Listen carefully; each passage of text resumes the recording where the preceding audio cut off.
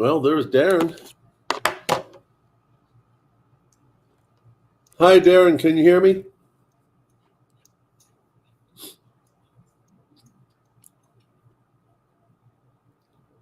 While the cost of healthcare and rent continue to skyrocket, and families struggle to make ends meet, MAGA Republicans voted against capping insulin. Why in the... Oh, I got it. For some reason, it was a commercial on my YouTube side. Just absolutely love when computers outsmart me.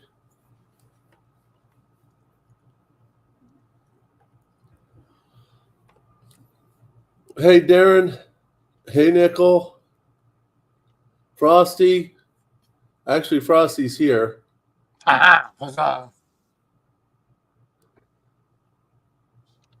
Well, the volume was the video. There was something in the editing of the video. Not sure what happened there.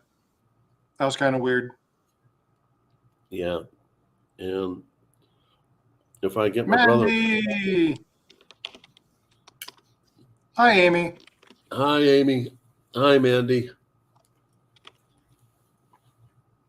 I don't know what happened with the sound quality of the video. My concern is, not being a computer person, if I have my brother-in-law fix the sound, I might lose all the view hours and whatever other data that comes up to it. I mean, you would know that better than I would.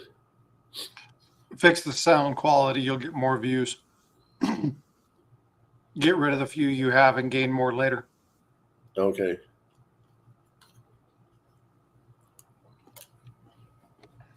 How's everybody doing?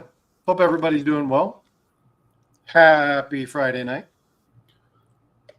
Happy Friday, everyone. So, Tiger, I got a question for you. Yeah, what's up? Have you ever seen the movie Empire Strikes Back?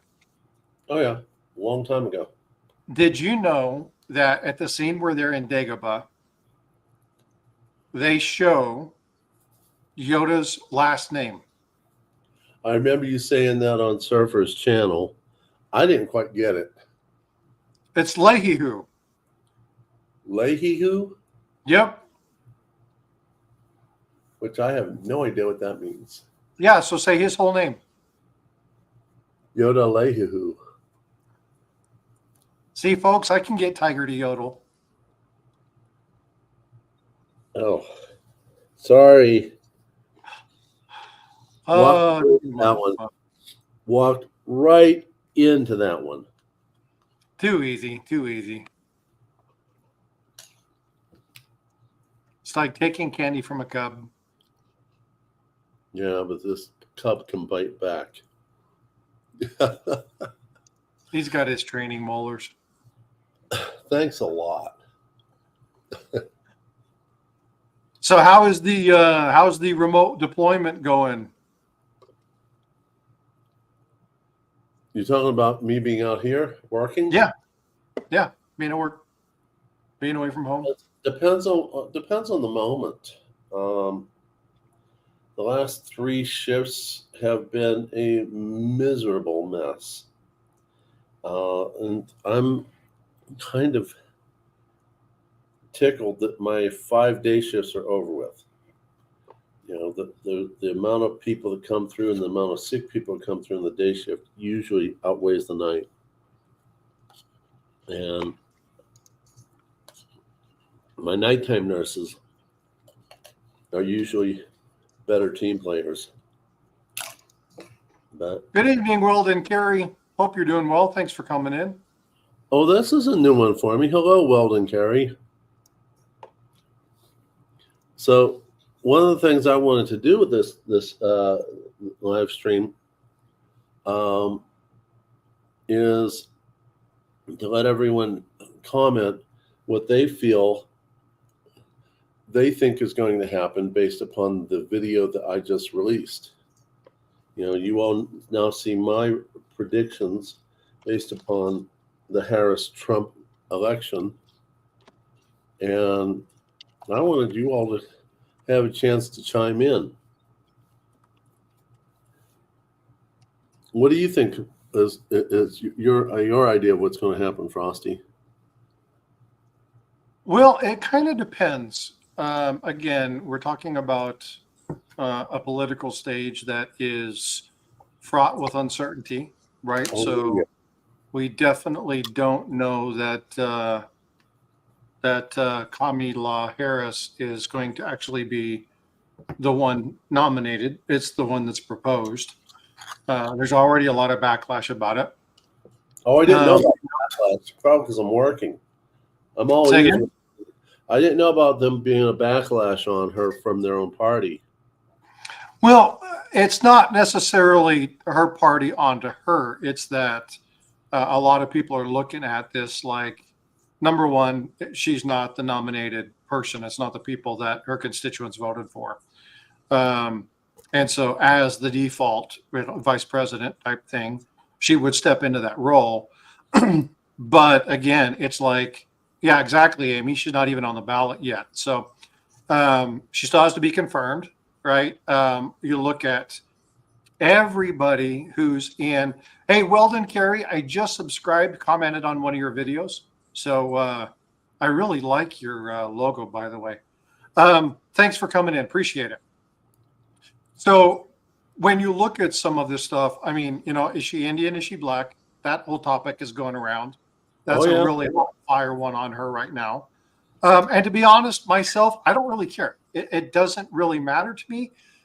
It's whatever, that's their business. Race, creed, religion mean nothing to me. It's how you perform. But when you look at, she's not even on the ballot and they're already have just roasted her. There are other parties, there are other candidates in this party who are way better suited. Washington, for instance, is way better suited to run against Trump. He could stand his ground. But I mean, it's just like, what the hell? So when you look at the comparison that's made right now with Trump and I just don't see that happening. So can I make an estimation or a wager based on what silver or gold's going to be in 2 months? No, because that's going to change by the end of September. So I don't think that it's really easy to make a recommendation right now. Now, if they put Washington in, if Washington is the person that they deem is best for the party, and that they sit down, good reputation, good understanding of the situation at hand, very well spoken, very eloquent in that regard, represents the party well. I don't think that they're in a good spot. I don't think the Democrats are in a good spot right now. I think Trump has the 100% leg up right now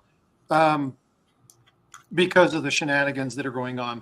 But I think it's too early to tell. Now, hey, what's up, Vote for Pedro? Hope you're doing well. Thanks for coming in. Hi, Vote for Pedro. So now to take a step back and look at your predictions, this is a question that I asked you before we even went live with that video, is what is the premise for your numbers? So I didn't understand the premise of your number because I understand the new Green Deal, but I didn't understand the numbers because I don't know that I would put them in the same place that you are. You and I have talked about this. I called 2650, right? When I called that scale back, I was off a little bit on gold. I was a little high on gold, but I pegged silver because I went back to historical tendencies and so what happens in this time frame. I expect it to go up, even if Trump wins. I expect it to go up. Because there's still backlash. There's still a year worth of fixing all the stuff that's been done over the last 4 years. So can we do a number? God, dude, there's so much involved right now. I wouldn't be able to really say. I will say this, specifically on silver. Gold is a mystery to me. Okay, I've got this up here. And the only reason I do is because he's got a double chin like me. I was just waiting for that joke. I've got a couple more for today. The only thing I will say is that if gold or if silver happens to drop below that 2650, it's going to bounce back up really quick. If gold bounces back up and drops again, it's going to drop to $24. It's going to drop to $23. And the reason that I say that is the old floor of 2175 or 2230, that's somewhere in that area, was the old ceiling, the old floor. So when it was bumping around 23, 24, that 2170, that 2230 was that floor. So I think that it's going to go up and down, up and down, up and down. Now, nickel 18 and 18 with Trump, I don't think it's going to get back to 18. If it does, if the economy doesn't go belly up in the next 5 years, I don't think we'll see another 18 for at least 3, maybe 2, maybe 3. I agree that it won't go back down to 18 and 18 because you got China buying, you got India buying, you got all these other forces out there. They're willing to pay more than what Americans are buying it for. That's going to keep the demand up. You got failing economies left and right. You got a $35,000 national debt that's going to take, if a miracle happens and we can decrease it, it's going to take a crap load of hard work, a crap load of tightening the belt, and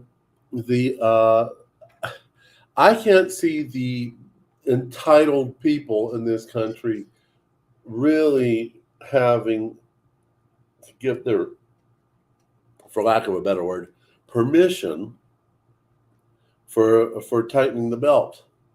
If nothing else, they want the belt to get looser and looser and looser. And the question is how many of us conservatives are out there versus how many people are going to say, oh, no, we're not going to have that. We're going to throw the liberals back in office, and then, there you go. Well, so Nickel, I'm going to address your point, and then I'm going to come back to what you were saying. Remember that the economy was in a totally different situation even after Obama performed his debt magic act of duplicating it in 30 days. When you look at, and that's an exaggeration, but you guys know what I mean. When you look at where we're at right now, there are some things that have to happen. So if you're not fully aware of what has to happen when a new president comes in, is there something called the NDAA, the National Defense Act, that talks about a whole bunch of things that have to happen. There's also the presidential policy that has to be created, has to be run through, and then those plans, those adjustments have to be made. The ones that are currently in office have to be phased out. There are certain things that have to go. They all are legal, right? These things are law. So in order to overturn them, they have to be adjudicated. They have to go through the court system. They have to be deemed, to end those. You have to turn them off. You can't just say, okay, I'm the president. We're not doing that crap anymore. I'm going to move on.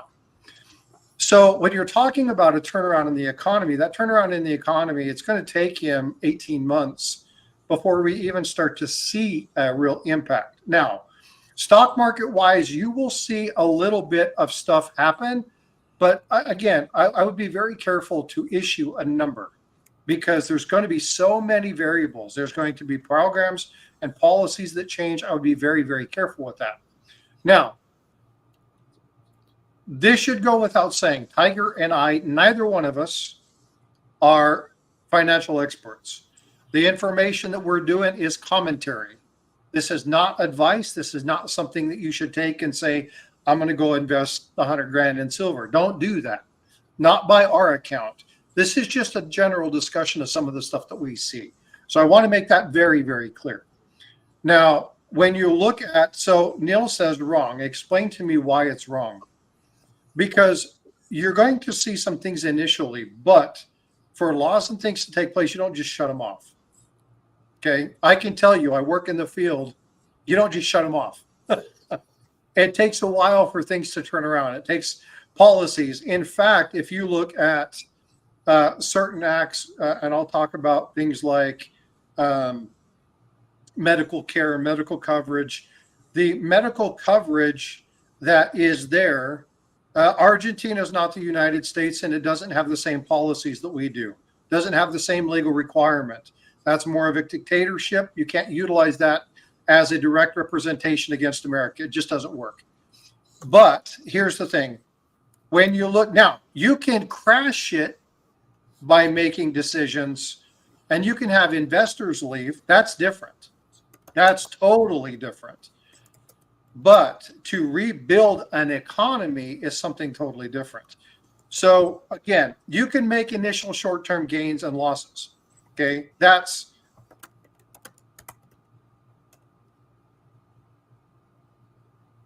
Are you there? Yeah, I'm here. He's saying I did not say that. Get me up there so I can tell you. Who said that? Neil on Dynasty. Okay. Do you have his email or their email? No, I don't have his email. I don't think I've ever had Neil's email.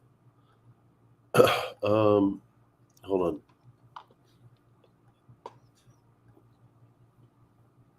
Let's see. How do I do that over here, or do I do that over there?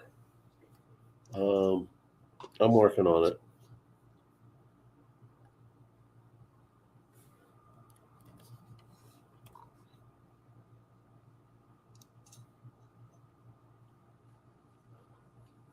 I guess to have someone type something in the chat, get past that stupid heart.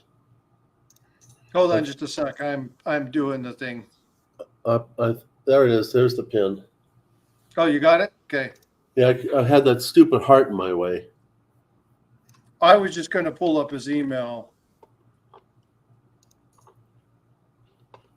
The link is there. You can come on up, Neil. Now, I will say this. Neil probably knows way more about this than I do because of his financial background. I will give him that. But you don't turn around the legal policies in a year. Hey, Chad, how you doing? Okay. Hey, Neil. Hey. Hey, I like your stripes, man. Yeah, you like my stripes? I don't think I have an actual tiger, although I should because I love tigers. I have this one. That's a lion, dude. Yeah, I know. And then I got that one, but I have no tigers. You need a lynx. Or a ligar. Yeah, so explain what you were talking about. Because I know you have a ligar. My wife would kill me for cheating. What I was saying is Malay ran on cuts. And then when he cut, if you look at what's happened with their inflation and everything else, just with the minimal amount of cuts that he was legally allowed to do with the power given to the legislative branch, even though it's not the same type of government as ours, it's a blueprint for what we can do. So if, say, a president came along and wanted to cut the federal Department of Education, I'm sure with all the local school boards putting out kiddie porn for the elementary schools, it'd be no problem for the people to get behind a president who wanted to disband the federal Department of Education, not the state. That the states run their own stuff, and that would cut. Now, Malay, I think, cut 3% of the federal jobs, and they had like 5. And these numbers I'm not 100% on. I think they had like between 3 to 5 million people employed by the government. He cut less than 3% of them, and economists are astounded at how quickly that economy has turned around in like 2 heartbeats. It did a reverse course, and there's still more cuts to go, and they're actually looking at not cutting anymore because of the reversal of the economy with the minimal amount of cuts he made in a high inflationary environment. So it can be done here easily. It's just we don't have the willpower to do it. Before we go on with that, I need to throw some things in there. The 3 people that have joined us: Tiger Cubs, Welcome, Crafty Stacker, Aspiring Alchemist, and the Broke Stacker. So I want to thank you all for coming and joining as memberships. So we can go on with what we were talking about. And the next administration already said he wanted to get rid of the Department of Education. And if you look at the percentage of government employees employed by the Department of Education, the federal not state, federal Department of Education. That's a small percentage, but comparatively to what Argentina did. And it doesn't matter what type of government they are, because although policies do affect economies run, whether you're a Democrat, whether you're a communist, whether you're a dictatorship, they run, so the policies of different governments change them slightly directionally, but the base premise of the cuts to change the inflation numbers in a greater dramatic fashion than economists were expecting, because no one's ever done that before until Milei came along in Argentina. So everyone's running off of what old economists said would happen, and they've already been proven wrong with what's happened in Argentina and the dramatic turnaround. Like I said, they're already looking at stopping cutting anymore because the cuts that they did seem to be working in a dramatically fast pace. So what you're saying basically is I'm stuck in the old school of thinking. It's quite possible. I'm not saying that. I'm not saying. No, this is good for me to know. Somebody asked, what are you arguing about? It's not argument, it's discussion. No, it's a discussion, exactly. Right. You learn from having discussion. So possibly if I'm wrong in my thinking, this is really good information for me to have. It blew me away, just like it blew all the economists away, because the only thing we had until Milei came along to do this experiment, this social experiment with turning around a country in such a short period of time, it's never been done before. Some country had to do it. It's a social experiment. They allowed Milei to get in to be able to do that. It started working a heck of a lot faster than anyone intended, with far fewer cuts than anyone expected, because it's never been done before. So the numbers that we were running off of and our thought processes that we have off of the economies and the numbers that we know about economies and the way they work, the cuts that were done down there, that's never been done to a country before. So we don't have the numbers on that. And as the numbers are coming in, it's actually more effective than they thought. So it is possible. We just have to have the willpower to try it. And we don't have the willpower. And that's where political willpower interferes with economics. And it shouldn't. Yeah, unfortunately, it's up to the lobbyists. Yeah, and that needs to change too. There's a lot of things that need to change. Badly.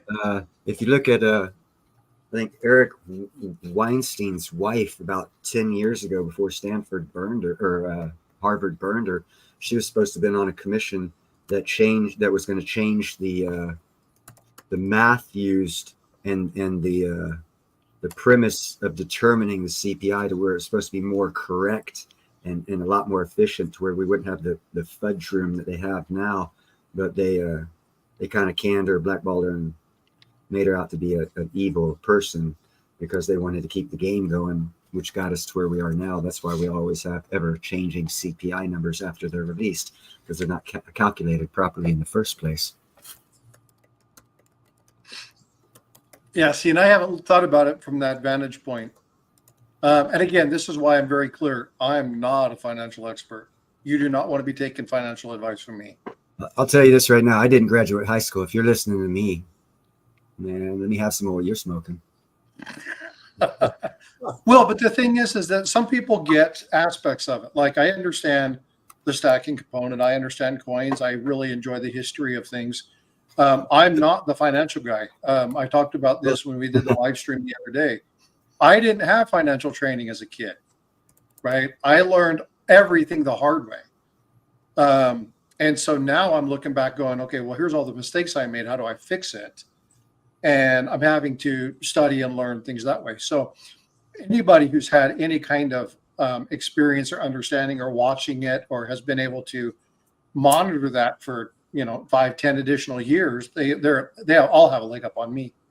Well, believe it or not, being an iron worker for over 30 years, my work has consisted of very, very, very, very wealthy people throwing money at a building. They tend not to do that when they know the economy is going to turn bad. So our work always slows down long before the economy, about a year and a half. And I've seen it over the 7-year cycles that keep running. I see it every time. A couple $1 billion projects will get put on hold for a year or 2 or 3, and then it'll kick back in again. So as an iron worker, I've actually had a unique aspect of the economy, because I see it before the charts tell you. Because for some reason, somehow, these rich people that actually have all the money to build 57-story, 60-story buildings, billion-dollar bridges, the people that have the power of that kind of money know in advance when the economy is going to go the opposite direction, because it's almost like clockwork. Our work slows down. And I always ask the VAs, and the question that I ask them is, how much work do we have on the books? Because that's how I know when I need to start cutting back, or if I can keep spending like a drunken whore on payday. So if we have like 5 or 10 years on the books, that means we've got 3 to 4 years of good work. If they say we've got 1 or 2 years on the books, it's time to cut back, because that means 2 years' time, everyone else is going to be talking on CNBC about how bad the economy is, and I've already been prepared, which I am. Well, and so Amy just said something. We have common sense to stack and prep a pantry. Most people have no idea. Most people have a hard time living paycheck to paycheck, right? Most people have a hard time because they want to live today. They want to live 30 seconds from now. They don't really think about, what the repercussions of the actions are going to be. This is a society that we live in. It's gotten worse as time has progressed. And so it's important for us. This is why we have stacking channels and prepping channels. And this is why, as a numismatist, I join into these conversations, because even though I'm a numismatist, I am very upfront with people saying, if you're stacking numismatic coins, when the crap hits the fan, when the SHTF arrives, you might have a little bit harder time turning that over. But in the meantime, it's still important for you to understand the numismatic value of your stack, because you might be throwing money away. If you're selling coins that have a high numismatic price to them, and one of the, Tiger, we talked about one particular coin, and when we were trading peace dollars, one particular coin was a 4-to-1 ratio. So he got 4 coins for the one coin that I wanted to trade. So stack wise, he made out like a bandit. Money wise, we were flat. There was no monetary change in value between what he had and what I had. He just didn't know what his value was. I did. But I'm not worried about the weight. I was worried about having that numismatic coin. So you can still find people to do trade and stuff like that. That's why it's important to understand what you have. Well, I want to point out the fact that I got into this mainly because I was never a good financial saver or understanding the stock market or all that. And it took me even a long while to understand about the different coins. When I watched Lynette Zhang, she's always pushing the pre-33 and preferably the slabbed pre-33, which I think is her line of thought is, I'd rather have this because it's more pricey, and I want to run with the big boys who can afford to buy it from me whenever I need to sell it, which I understand that thought. But most of us can't run with the big boys. Most of the big boys don't even know those of us little boys exist. So, and I can't tell the future whether it's going to be a situation where bullion is going to be confiscated, but not pre-33. I don't believe that will happen, but it's a possibility. I don't know if they're going to, it's going to be the same weight. I don't know if you can sell your pre-33s or something like that with numismatic value in an SHTF situation. I don't have that omnipotence, and I don't think any of us do. I could give a little insight on that. It's not the answer, but I have a little insight on that. As the SHT happens. Hold on a second. What point I'm trying to make is I stack a lot for weight, but sometimes I'm stacking because something makes me happy, and I'm going to trust God to give me a little bit of guidance. So I'm mostly a stacker, but I'm a little bit of a collector. I like my pre-33. It makes me happy to have stuff a stack that my grandfather probably has carried in his lifetime, because I loved my grandfather dearly. But I stack, even in silver, I stack constitutional, non-constitutional, fractional, big pieces. I bounce all over the place, and I'm just hoping that in the process, I'm going to stack hard enough and strong enough that when I'm dead, my wife, who doesn't understand diddly about it, I've gotten rid of most of my silver numismatic pieces, because she won't know, and she'll get taken advantage of. I'd much rather do a trade with Frosty or someone else, get more weight, because I know my wife will at least understand the weight. But on the other side of the coin, there's some things that I just absolutely adore. And, I was fortunate enough, thanks to Frosty guiding me, get one of the Renfield coins. What's that there? You're kind of fuzzy in and out. It must be some to it. It's green. Okay. So the green screen shows up. You're talking about things that you stack because you like them. Go ahead and keep up that discussion. I don't mind the man behind there. Well, Frosty pointed me towards a coin that I didn't even know existed. Hey, Nick's Coins, welcome. Nick, Hi, Nick. If you want to pop up, come on up. I've already put up an invitation for everyone. Okay, I have a question for you. Yeah. Why can't I see Nick? I have no clue. She has no video. Well, she's not. You can't see her. She's a mod. You should be able to see her in blue. I don't see her at all. Oh wow! I noticed that the other day. The only thing I know of that could make you not see her is if somehow there was a block initiated. I'm sure that would not have happened intentionally, but that's the only way I know of that you couldn't see somebody. Well, how would I? Because I look at my settings and I don't see it. How would I? I have no idea about the blocks, brother. I didn't graduate high school. Don't ask me complicated questions like that. But if you want, I could give you an insight that might give you a little bit of a better vision for how to go about stacks when it comes to shit hits the fan. Well, I want to finish what I was saying. Okay. On the silver, I got myself a Renfield coin. I didn't even know about the Renfield until I watched Frosty's most excellent video about the Renfield hoard. Then I had to have one. Absolutely had to have one. And I got a good deal on it, a real good deal on it. But and basically, there have been other things. I mean, I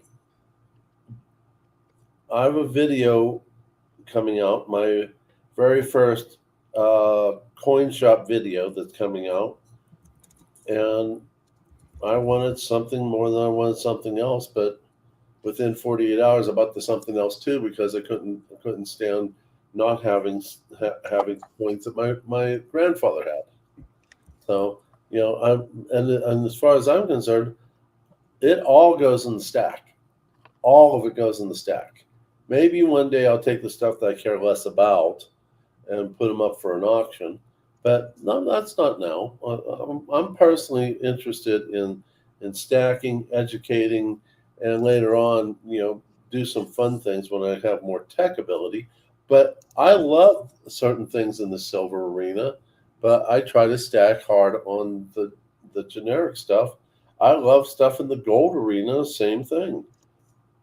So go ahead, Neil. I babbled enough. Oh, it's just the way I look at things. You've got different and stackers. I've seen they don't seem, since we get so many new people coming in, they don't seem to distinguish. You've got different categories of stacking, and everyone combines them into one, and they don't differentiate when talking. And that's where I believe a lot of the confusion comes in. Not with you, Frostbite. You guys are knowledgeable about differentials of the stuff. What I mean is like rounds for barter or numismatic, not for barter, because the numismatic is a different crowd and it's a different actual asset class of the PM market than just PMs, and people don't distinguish the differences to understand when an S hits the fan scenario. You've got to be able to have enough that you want to get rid of, but not the numismatics, because during the time of a shit hits the fan scenario, numismatics aren't going to have that value in the general populace's mindset. So if you want to stack for a SHTF scenario, you don't want to mess with things that that'll lose value because that niche market isn't going to be accepted in particular scenario. And in a shit hits the fan scenario, I don't think like numismatics or pre-30 fees will hold much more value than basic weight of the metal itself. So in my opinion, you wouldn't want to even think about bartering your numismatics. That's how you would preserve your wealth, by not getting rid of your numismatics until society came back together and they regained value, and you could actually get rid of it for its actual value. That's my opinion. Well, and the thing with, and I say this, you're going to have, even in an SHTF situation, you're going to have the wealthy, even though they're suffering, you're still going to have the wealthy. So when you talk about your collectibles, your low-level collectibles are going to be, they're going to be lost, right? You're going to see them being melted. Yep. You're going to see them being clipped, cut, whatever is going to happen to those. But your more rare varieties, the kind of ones that people want to preserve, people are going to hold on to some of those. Pre-33, I falls into that later character. But if we hit, as Surfer and I were talking when we were on earlier, a level 10 SHTF where the grid is down, there's no power, you're in basically dark age time frame, the numismatic value goes to the wind. There might be some people collecting it and saving it and storing it and burying it and doing stuff like that. And there's going to be people that collect it and hide it and do stuff like that. But I think a lot of it is going to just get melted and crunched up and used for essentials. Because when you have a hungry belly, or you have no water, or you have a kid that is dying of starvation and thirst, numismatic value no longer means anything. Yep. And so do I think that in a really heavy to go SHTF that numismatics are going to be the place to be? No. But I don't think that numismatics are going to go away. And why? Well, guess what? We had the Great Depression. And what happened to a lot of those coins? People kept them. Who kept them? The wealthy, even the rich. They got them, or the poor. They got them, and what did they do? They buried them in outhouses. They buried them under the floorboards. They stitched them into clothing. So are people going to get rid of them? No. I think that now with the advent of everybody and their brother having a kiln in their house, there's a higher likelihood for them being melted, but they're not going anywhere. So in time, it'll turn around and be the exact same thing. And, don't swear at me, Nick. That's 1916 DMS65. Ooh. I have looked. I don't know why I can't see you. I wonder if somebody's blocked me or blocked. I'm not sure what happened. I'm looking at all my details. I can't see Nick at all. Well, all I do know is with what you just said, that would make numismatics more valuable to hold on to. Just like in the long term, yes. Yeah, just like the Constitution. In the long term, yes. A lot of people are melting down constitutional. So it makes is that going to help you in the long term? Or in the short term? In the short term. No. Your numismatics are not going to help you in the short term. Having a valuable skill will. Say again?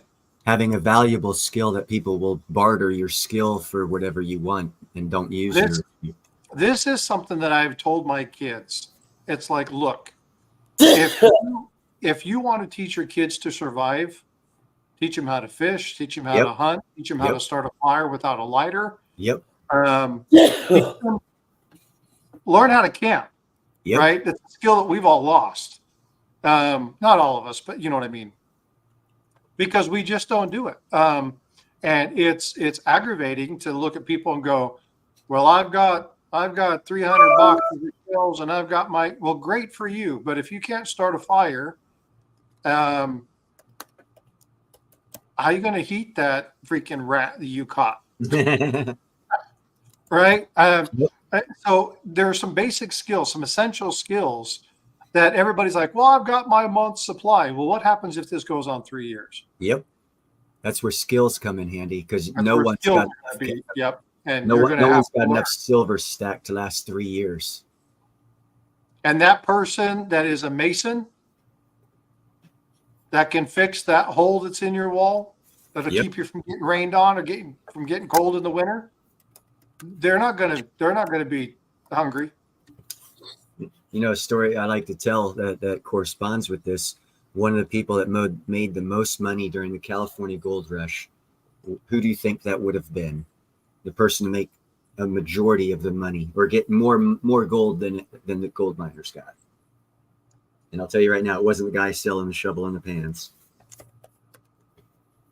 Some lady with her family, as they were going over the Sierras, they left all their furniture. She was bound and determined to bring her sewing machine, and she made the family take that sewing machine.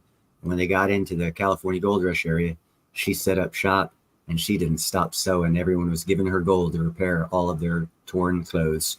So with a sewing machine, lady made more gold than the gold miners during the 1849 gold rush. So you got to think kind of sort of properly and know what has value before a situation comes along. And that's where proper preparedness and proper thoughtfulness, like what Frosty was saying, you got to think it through. If you only have a month's worth of supplies, okay, think it through. What happens on month 2, 3, 4? No one's really thinking like that. So you got to change your thought process and try and put yourself in a position, and a crap hits the fan position, and actually think, what would I do? What would I need? What would other people need? And I put more realistic thought into it, because I go back to that one story of the lady who had a sewing machine in the 1849 gold rush. She was the only one to have a sewing machine. She made so much money sewing clothes and tents. She didn't have to get her hands dirty in the creeks digging shovels and pans. People were bringing her gold. That's how you mine gold in my mind. Oh, yeah. And you're absolutely right. The skills are going to be extremely essential. And you're going to need to make sure that it's a skill. Having a skill in dramatic arts. Basket weaving 101 ain't going to help you. Right. It might help you with other things that'll help you get money. But again, you're going to want to learn how to cook. You're going to want to learn how to skin an animal. You're going to want to learn how to plant some basic crops. You're going to want to learn how to hunt or trap an animal. You're going to want to learn how to repair things, simple things. You don't have electronics, so you're going to need to find a way to create sparks, or how do you start that quick fire? What are those little things that you can find in the starter of a car that no longer works that you might be able to? I have a skill in Tierra. Yeah, I bet. And so it's just one of those things where it's like you're going to want to have some essential survival skills, because that is going to be the most essential component. You can stack all the gold and silver you want to, but if you're spending it all on the basic essentials and somebody else isn't having to spend that, then the transfer of your wealth to them is going to happen very quickly. Yep. Right. You need to be utilizing your stack in a manner of which it's being used at the minimum discretion, so it lasts the longest. If you buy everything with it because you're in a hurry up now and have to have it right now kind of environment, or the mind of thinking. Remember, it takes 60 to 90 days. I didn't block you, but I don't know how to fix it. And I've been looking and I don't know how to do it. I can't. I am feverishly looking right now, figure out how the hell I can't. She's in your head now, man. It's like, what the hell? I can't figure out how to find it. Anyway. Now that sounds like something I'd say. I blah, blah, blah, and I didn't know what the hell happened. Hey, Frosty, help me. But the thing is that I'm looking at blocked and unblocked, and there's nothing there. But I clearly can't see her. So something has been removed. I don't know. I just don't know how to find it. Well, we can fix that for right now if Nick would just get off the can and get up on stage. For real. I mean, I got a horse up there. You think I look like a horse? It doesn't matter what you look like. I just What part of the horse? Actually, you're getting the north end of a northbound horse in that picture.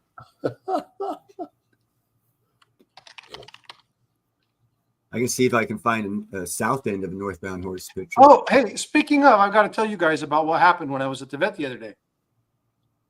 So I live in an area that has horses and pigs and cattle and you name it. But we also have, living in Texas, we have game ranches, right? So there are ostriches, there are sorts of stuff. Well, I was talking with we all considered hiding Nick's coins. It's funny, vote for Pedro. I really wish I knew how to do it. I just don't know where it's at. My Google account block list. Let me go check there and see. Oh, you know what? Sure as crap. Hold on. Somehow she's blocked. Okay, so now Nick, type in something in chat. You blocked her. Look at this. Now I can say hi. Yeah, so it was on Google. Okay, so now I figured it out. Okay, cool. Sorry, Nick. I'm not sure. I'm sure that happened on accident. Of course it did. Totally maniacal. I mean, non-maniacal. I did block you. I did. Hold on. I'm going to do it again. No, I can't even block you. There's not even a thing for it. You're a moderator. I can't block you. I'm not sure how that works. You're even a moderator on my channel. Sounds like something I would do and didn't know what I was doing. Yeah, maybe. We'll see. Only Frosty. Yeah. Anyway, I hate as a technician, I hate not being able to fix something. But anyway, yes, I blocked you. Put on your pretty tiara. Hold on. I got mine around here somewhere. Ooh. But anyway, so we were at the vet. And the vet said, hey, did you know that I got to treat a baby pygmy hippopotamus? And I was like, you're kidding me. He's like, no, 100%. And he pulled out his phone and he showed me this little itty baby hippopotamus, little pygmy thing. And I looked at him and without a beat, I said, well, do you know the difference between a hippo and a zippo? And he said, no. And I said, well, a hippo's heavy and this is a little lighter.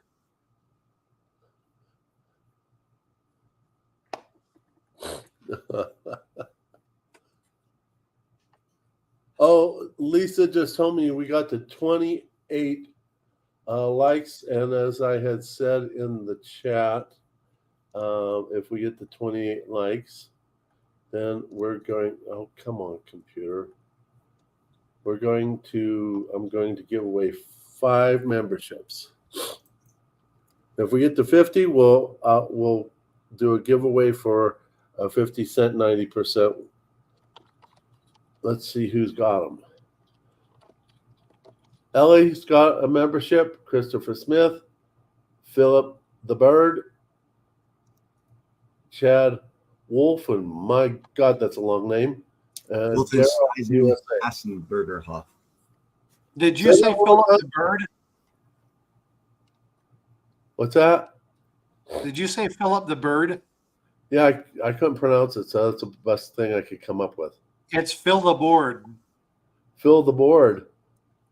Okay. Well, congratulations, everyone who's gotten a membership. All right. Well, Pedro, OC Stacker, Silver Bluff, Great Scott, and Darren Ottman.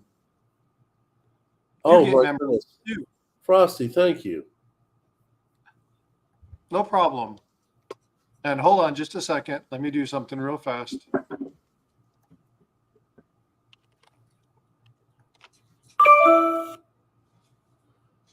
And Frosty has been a member for 4 months. Actually, he's my very first member. I have member number 1. Wife says, I'm your first member. I said, well, not really. Not really. So, you know how I know I'm number 1? What's that? I'm the one that set up his memberships. That's a guarantee. It's a guarantee. I did it the very first one. I said, hey, by the way, Tiger. And he's like, oh, whoa, I have a member. And I was like, uh-huh. It was funny. Speaking of Tiger, we need to talk about the little thingies. Which thingies? The little stripes. Oh, you're talking about the badges or the second membership? The badges. Okay. Those things. So you want me to bring them up so people know what they are? No. So let's see. You see the little thing down there in the bottom where the little arrow says these? As cool as those are for us, you can't tell what they are in the membership. So we need to redesign those so that you can actually tell what they are. Okay. Because you can't tell that mine has 3 stripes. You can't tell mine has 5 stripes. You know what I mean? So we need to do that to where you can see a stripe or something. So the scratches through the wall aren't quite cutting it. No, they're not showing up. So I wanted to talk to you about that before, but we need to get that. Yeah. Yes, Lisa, he ignored you 5 times, by the way. No, Lisa, it's all Nick's fault. Nick is destroying the chat, claiming Frosty's blocking her. Nick blocked me. Nick blocked you. Yep, I had to unblock her. So, no, Lisa, I'm not ignoring you. Definitely not ignoring you. God. Of all the people in the world, the people who are really good to me in my channel, no, I would never block you. Hey, welcome, Great Scott. What's up, Great Scott? Well, the other thing I wanted to get to, Frosty, is getting to setting up membership number 2. You know, I forget the what I called it, but it's in one of my community chats. Like this? Is that membership gift number 2? Oh, you just set up another 5 memberships? Well, thank you. Yeah, okay. UFOs, John Jacobs, Joseph Lopez, Invisible River, and Not So Keeper. Congratulations, folks. Congratulations, everyone. And thank you very much, Frosty.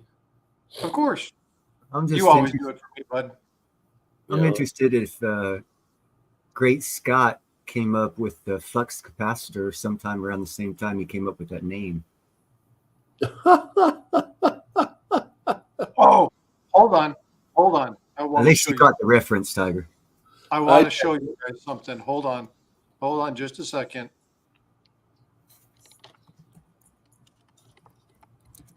Frostbite, Great Scott is probably aware of this.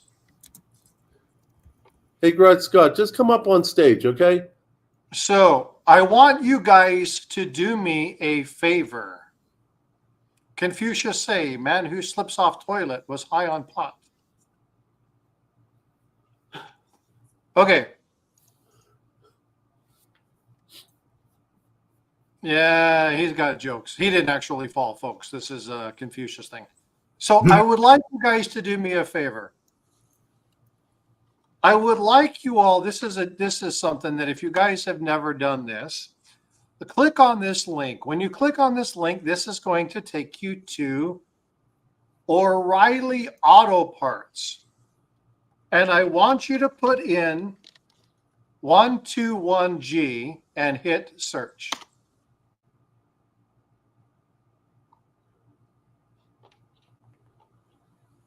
$121G.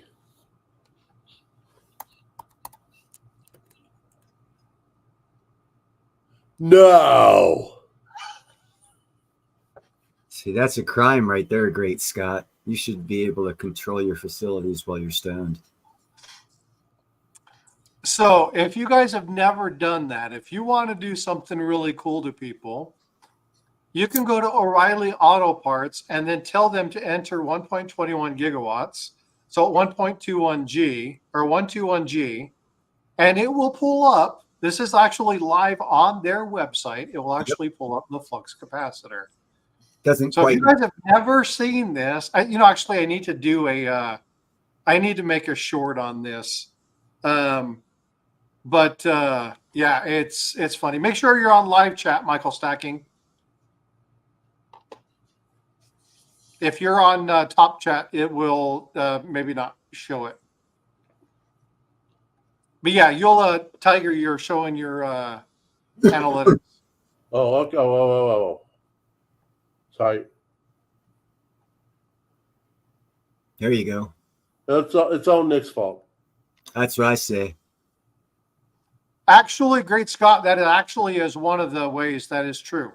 So if you're ever looking at something, you can always verify that this is actually O'Reilly Auto Parts. Yes, this is something that I learned in a cybersecurity class. But yeah, you can actually pull up the flux capacitor. So when Neil said that, I'm like, oh, I got to teach you guys something. Because it's cool as hell. Yes, Joseph. 21 gigawatts. How could I be so careless?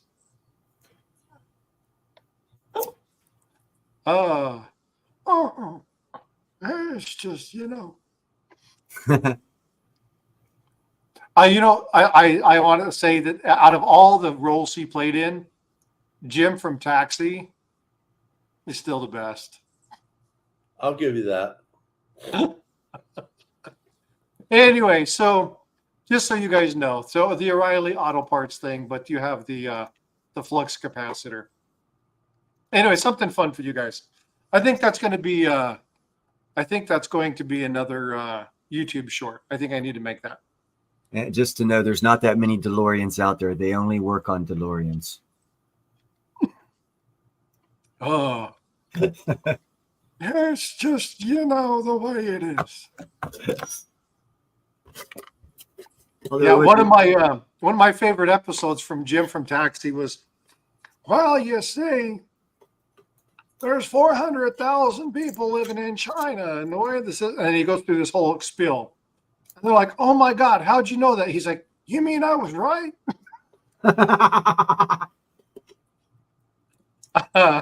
I laugh so hard. That one always kills me. Yeah, God, I wish they made comedy shows like that these days. But oh, back then that was totally offensive. Risque. Back then, Back then, that was totally risque. Oh, hardcore! Yeah. So, folks, Tiger, you were talking about something, and I started to do something, and then I kind of got on the bend of focusing on making sure that I got Nick unblocked or whatever the hell happened. Will you make me big? Make you big. So do you see this thing right here? Well, bang. You're big. I have wanted one of these for a while. Okay. And I have finally got one. This is a 2-ounce piece of silver. I thought it was a Ginsu knife for a second. And this 2-ounce piece of silver is not something that I would stack in an SHTF situation. However, that thing is amazing. And if you've never seen one of these, I love this thing. By the way. I was right. This thing is amazing. And it goes with my other one, which is is it the Sword of Michael? I'm not sure if they come from the same company or not. Now, the Sword of Michael is far more exquisite than this one, but I'm collecting the silver swords. There's another one out there. But again, when we were talking about things that people collect, this isn't a stacking thing. This is a collector thing. Mm-hmm. Now, And that's not not considered numismatic, is it? No. This Okay. is it's silver art. This would be it's not so hold on just a sec. So this would be considered exonumia. Okay. There's another version of a stack. coin, right? Because it comes from a sovereign nation, so it's technically a coin, but it would fall under the exonumia title. And that goes back to my or point. semi-numismatic title, whichever one. I think it's semi-numismatic. The semi-numismatic contains bullion, so this would be semi-numismatic. Yeah, cool stuff. So this is something I just did an unboxing. This came from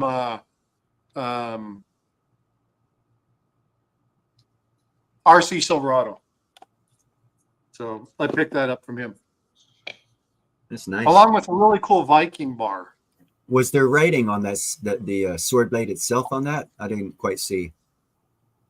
It's designed. So the other one, the Sword of Michael has writing on it. This one, I'm going to have to pull my light over. So let me move my camera out of the way. No, this is just design. Okay.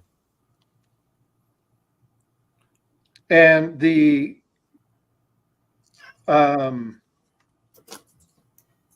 dragon on it, so this is going to get,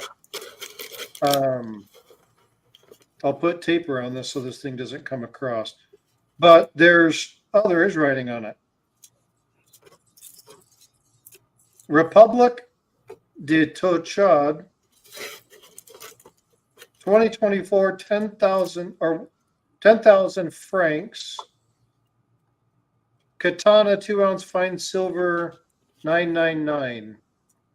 I figured that'd be written on it somewhere. Yeah.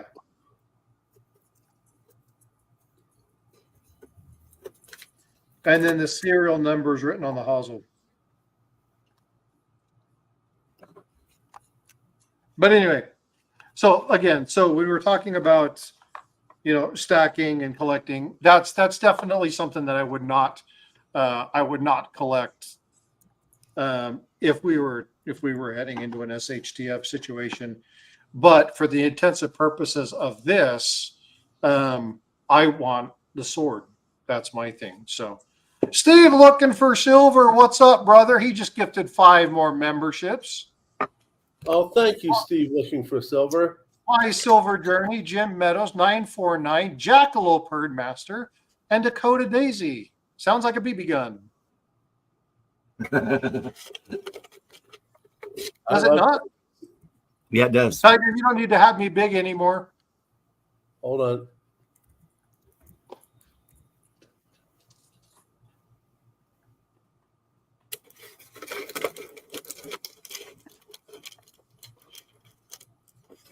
And you know what I get else in the package today? What? Vulture's fruit snacks. And that is a stackable item because they last like 400 years. Might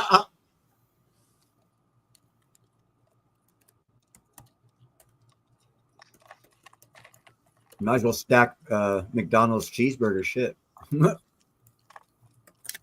Oh, have you guys ever seen you guys know that the guy that did the McDonald's Super Size Me died? No. No joke. This is not a joke. 100% coronary issues pertaining to long-term effects from his Super Size Me documentary. So, yeah, they did a study. They put it on a shelf for like 20 years. You couldn't even tell it had been there a day. Yeah, horrible. Didn't mold, didn't nothing. Shriveled a little bit in size, but it was gross. Nasty.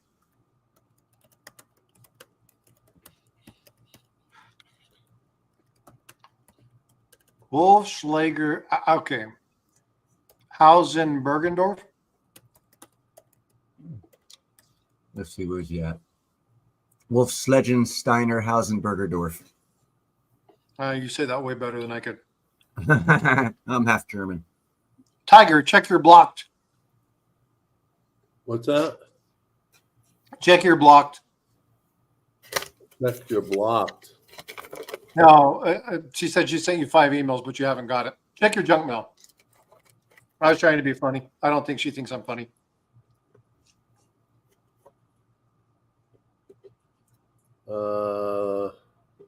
I don't have a spam in Gmail. Starred, snoozed, sent, drafts, and more. More. Okay, there's spam. There she is. Oh, look at that. Holy shit, Frosty knows something. I didn't even know that was there. How about that?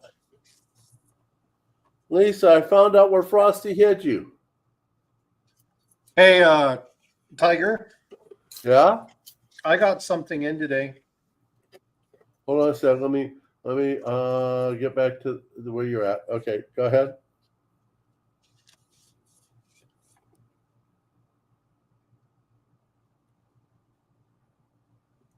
Uh, 1873. Oh yeah.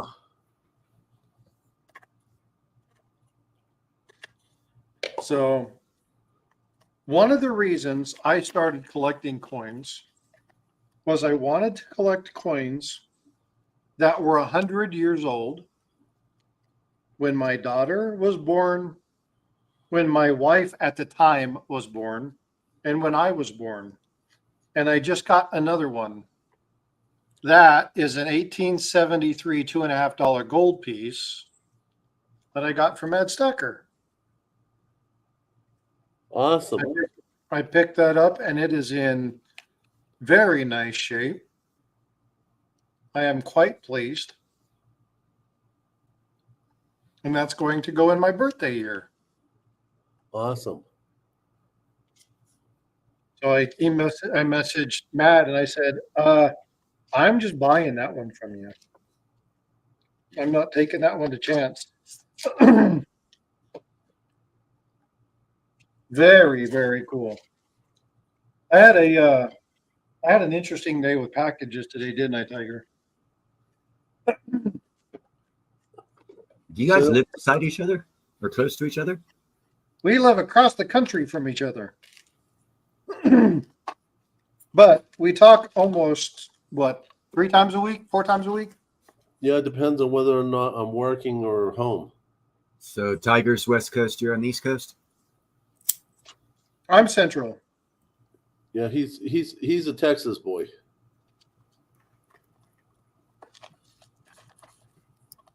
Tejas. Southeast Texas? Central South. San Okay. Antonio area. Oh, okay.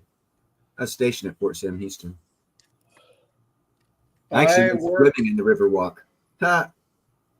I work really close to the Alamo. I was most unimpressed with the Alamo because all those big buildings all the way around it, it dwarfed it, didn't make it seem so impressive because all those high rises all the way around it. So if you really want to get the Alamo, you need to go there during a storm or go there at night, where you can't see a bunch of the other stuff and you just can sit there and focus on that without a whole bunch of crazy people running around Yeah. trying to get you off. Yeah. You get a real feel for what it was like back then. It's really cool.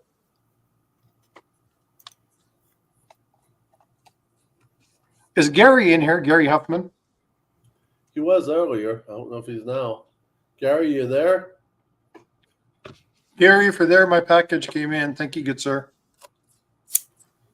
I wanted to check with him and see if he got my all right, Lisa.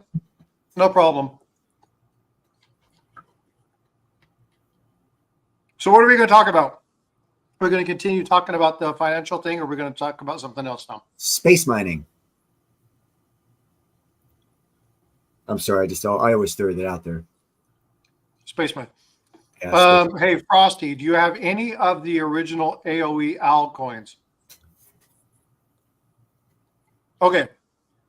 when you're talking about the original AOE owl coins, are you talking about the Greek ones?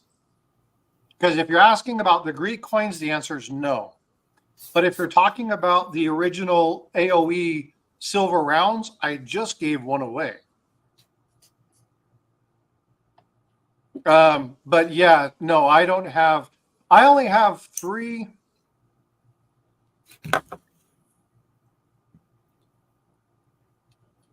Two, The owls I 3 think I got are the ancient coins. The prey. Say again. I said the only owls I think I got are the Canadian birds of prey. Yeah, no, talking about the Greeks, they're like the original, like the Zeus bird. They're good looking, but man, they can be pricey. Yeah, a vote for Pedro.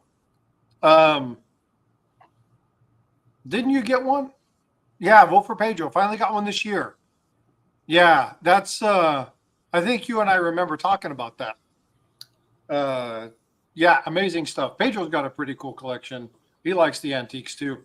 There is one coin, and I told Tiger this a while ago. I said there's one coin I'll never, ever, ever be able to own. It's the only true ancient coin that I want. I can tell you where the coin was minted. I can tell you what was going on during that time frame. I can tell you who held the coin and where it's at right now. And the coin right now goes for about $480,000. And that is a gold Julius Caesar in like Mint State 63, Mint 64. It is one of the most beautiful coins I've ever seen in my life. And I've seen it. It's a beautiful coin. And I just was like if there's ever a coin that I would want, that would be the one. So I do like ancients, but I'm more into the stories of power and strategy and looking at things like that when it comes to that. Understanding the creation of the coins and kind of what happened during that time frame, the stories around the coins more than I am about the ancient coins themselves. There's a couple ones that I like, but I like the stories around them better than I do the ancient coins. But there's always exceptions.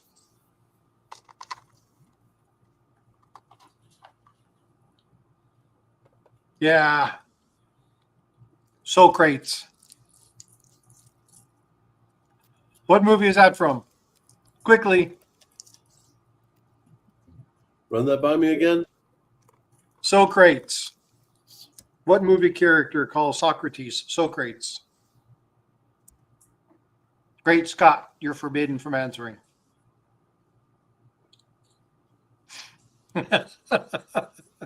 I knew you would know. Yeah, Bill and Ted. Love it. Oh, I haven't thought about that movie in years. Yeah, the ancients are amazing. The problem with ancient coins is that they're old. There's so many counterfeits. It's even for the experts, it's very, very difficult to really understand that things are authentic. Like you really got to have a good, solid source. Anyone have any Ides of March? I don't. I know what the Ides of March are.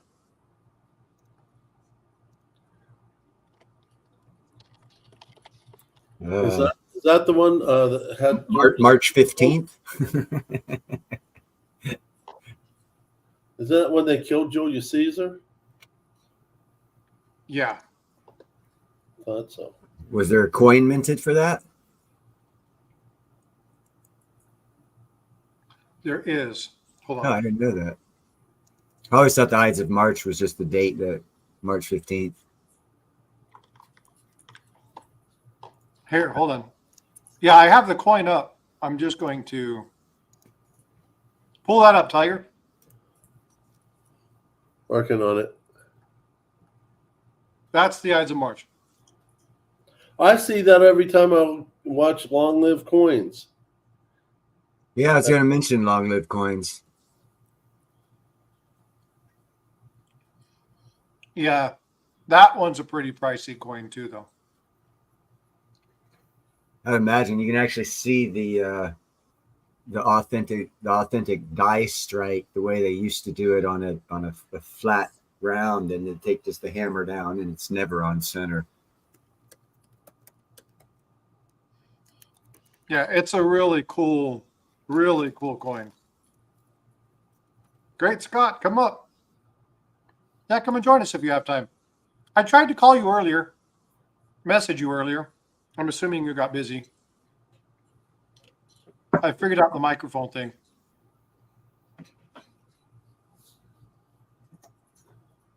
Wow. I hate the Goofy program.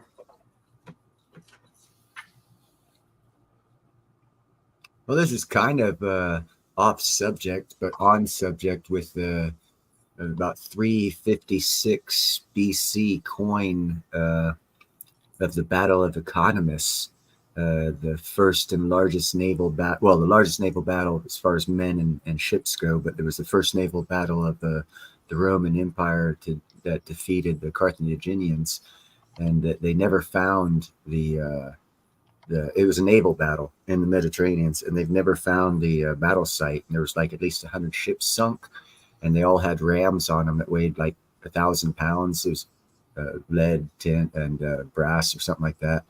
Pretty much easy to find, but they never found it. But if someone were to go out looking for it and did some studies on the battle, you could probably find several thousand coins from that time period, because a lot of people went overboard. And it's never been discovered. And there was like 100 ships gone down. There's like 180 men per ship. So 1,800 guys had some coin on them, along with the ships themselves. All in one spot. Problem with stuff like that is you don't have positioning, so you'd have to know. Yeah, you have to go off of written accounts of what people saw from the land, and yeah, that's about it. Guess who's here? Santa Claus. What's up, brother? Not much. How y'all doing? Good. Let's see those pretty tigers. Oh, yeah.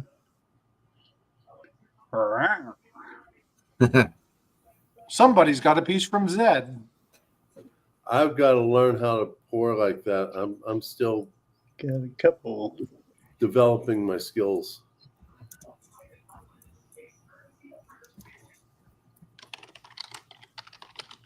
That's a beautiful piece.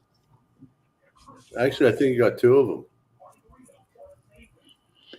Yep. Is that hummingbird one of Sterling's? Yes. And it's actually resting on his vertical pour. Hey, Great Scott. Yes.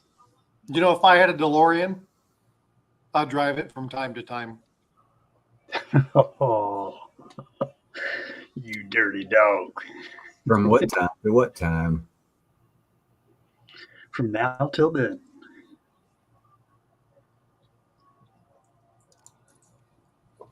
That's funny.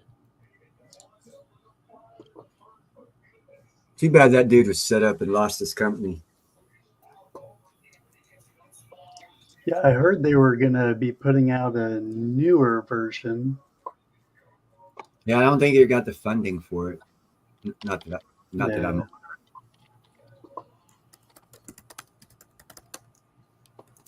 So, Tiger. Yes.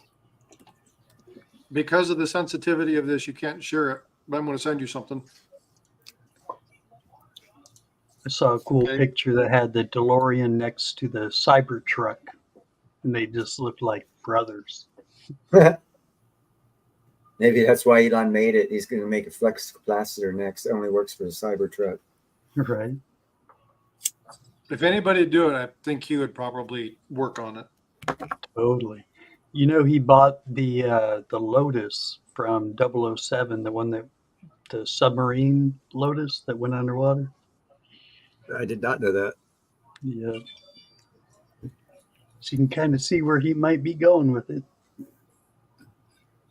He's going to send it out to space. Right. He's already got a Tesla out there. Yeah, no doubt. Did that thing ever come back? No, it's going to be out there forever.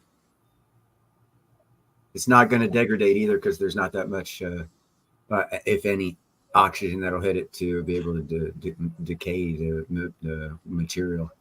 You can still get hit by Micro asteroids will tear it apart, yeah. And solar radiation will probably eventually rip it to shreds. Yeah.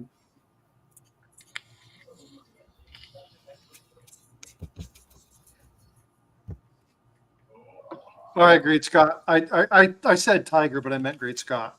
I just sent you a text. Oh, okay. So I got this guy's autograph.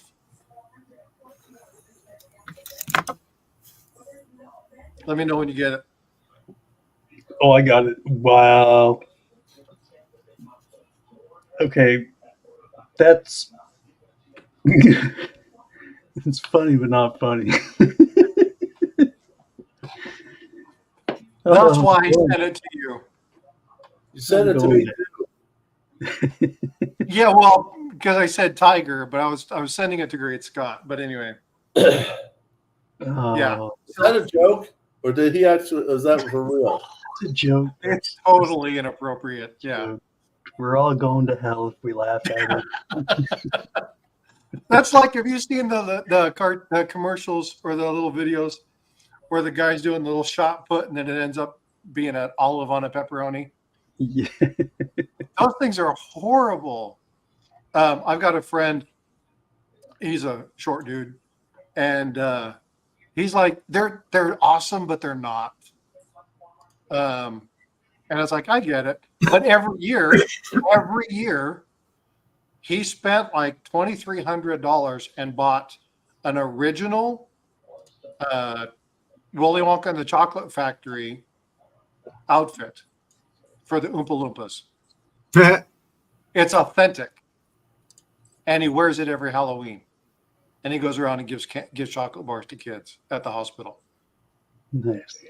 Does it every year, every Halloween. And it's authentic. Like it is actually, he spends, a couple $100 a year cleaning it and all that stuff. But yeah, he's a good dude. Nice. But he's like, I hate those. They're funny, but they're not. Good night, my Silver Journey. You going to sleep, Silver Journey? All right, Silver.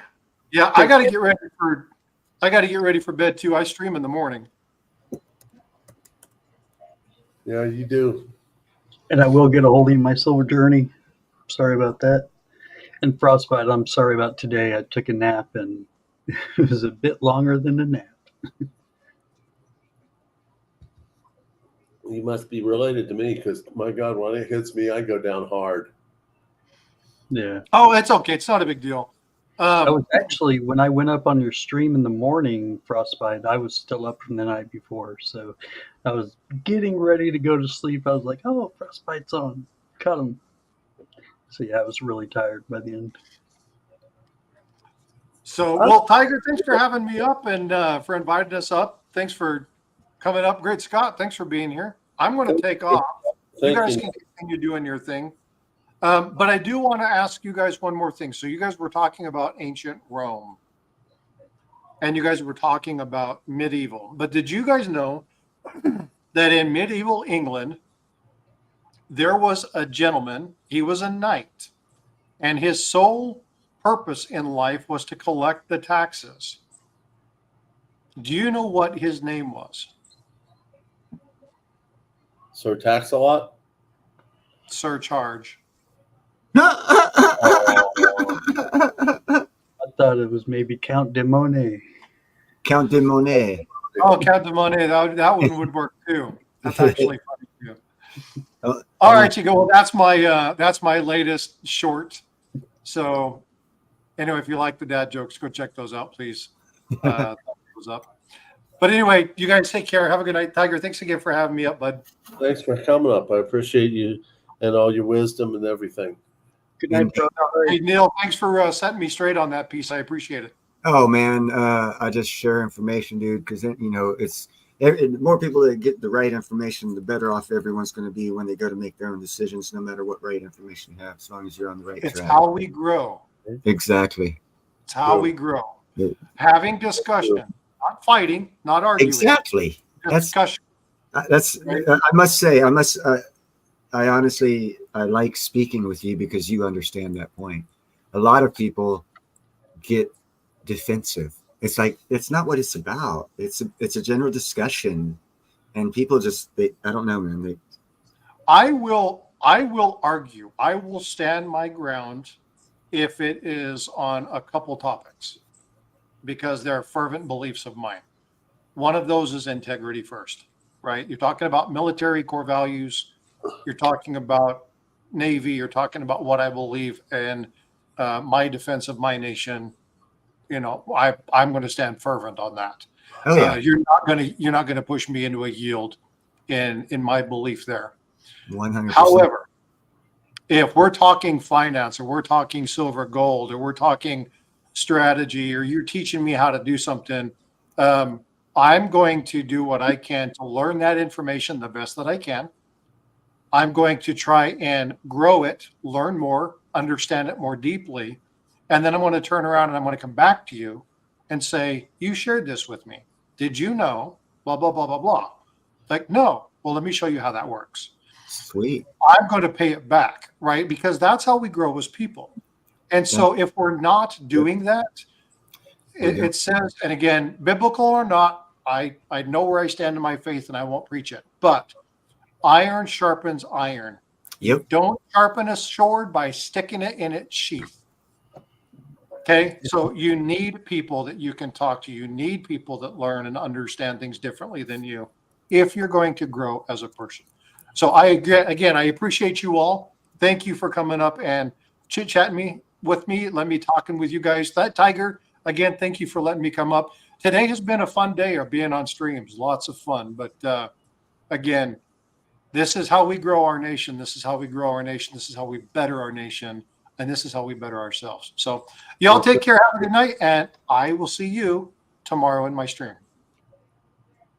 Awesome. Thank you for everything, Frosty. I'm always blessed to have him around. I never have him around where I don't learn something I didn't already know. Yeah. So that's something I just really I'm blessed to have him as a friend. In fact, my wife has shocked me. She's trying to get rid of a lot of the dogs that she's held for a while. By the way, if anyone wants a Rottweiler or something else that she has, feel free to contact her at Dog World and You. She wants to downsize the dog population. She wants to do more training and less breeding. And she wants to have a lot more freedom to get her master's dog trainer from her teacher.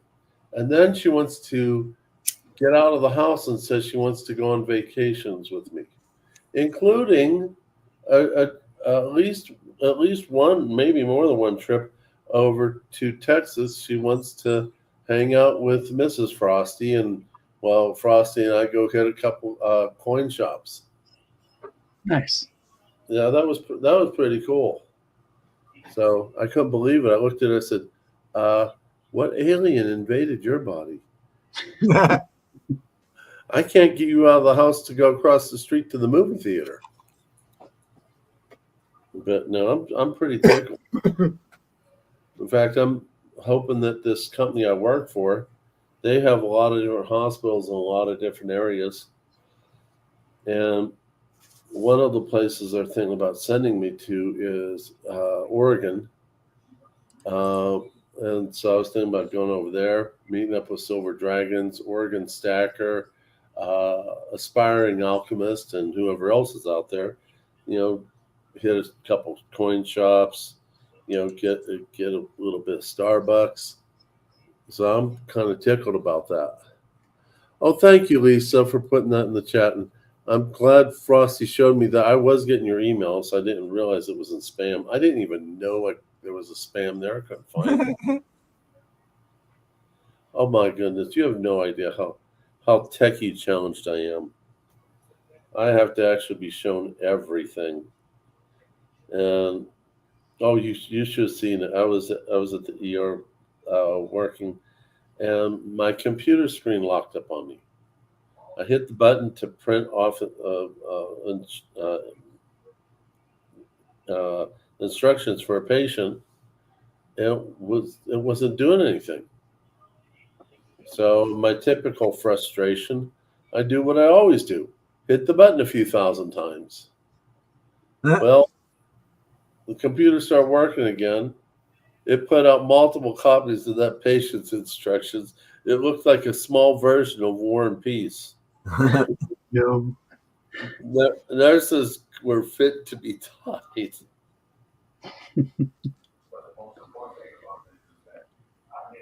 But honestly, with YouTube being what it is, uh,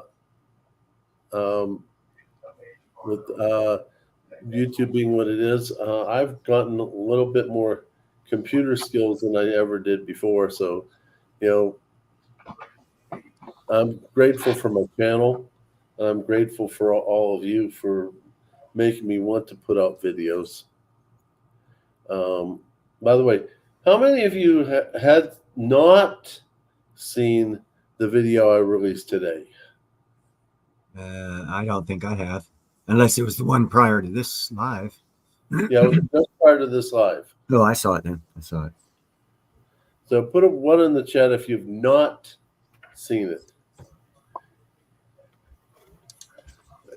No way, John Jacobs. He actually said that to you? Are you pulling my leg?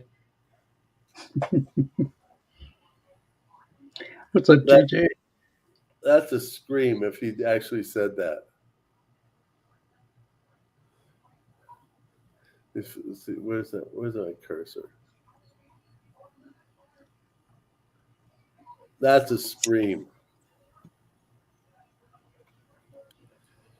No, I put up that video for a particular reason.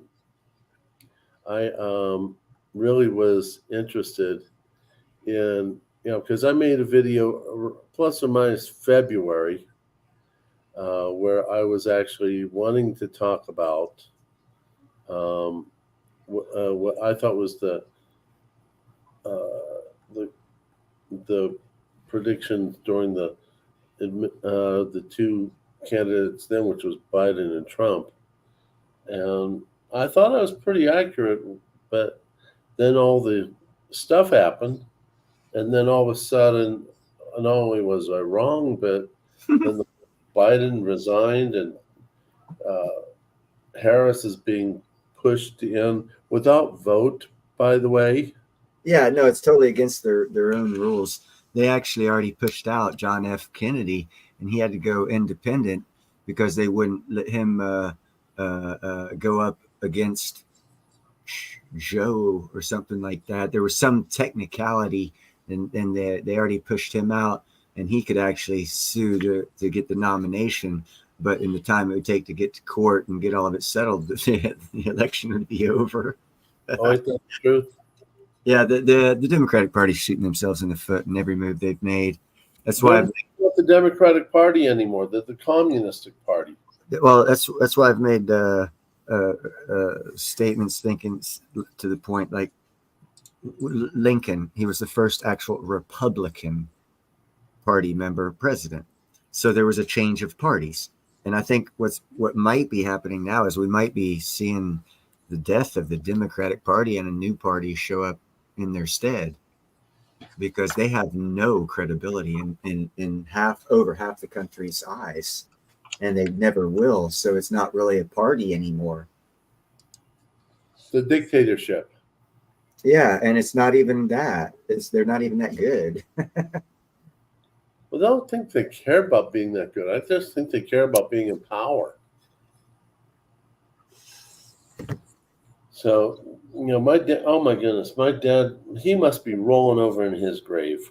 When I was a young person in the 70s, he would go on and on periodically that the Democrats were for the people and the Republicans was for big business.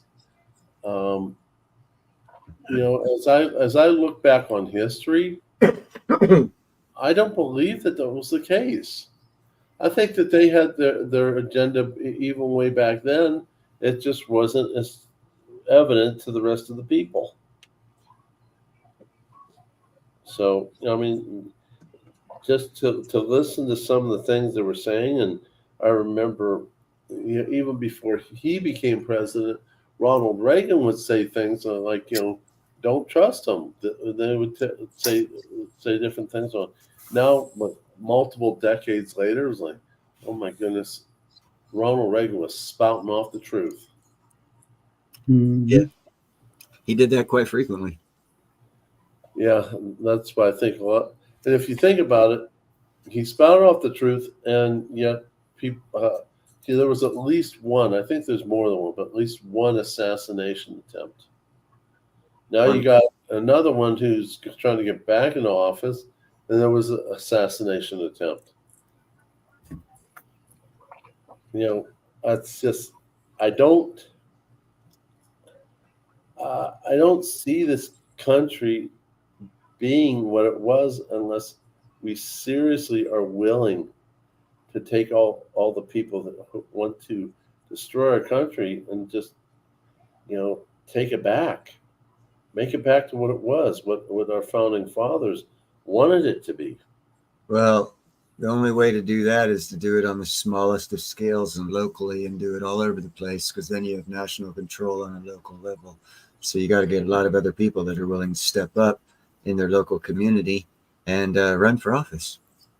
Yeah, and I don't see that happening quite so easily until after there's and I may be wrong with what I'm going to say, and you're certainly welcome to disagree if you want, but those of us who are like-minded are going to have to coalesce in certain states and let the crazies, the left-wingers, have at it in whatever states we're not going to stay in.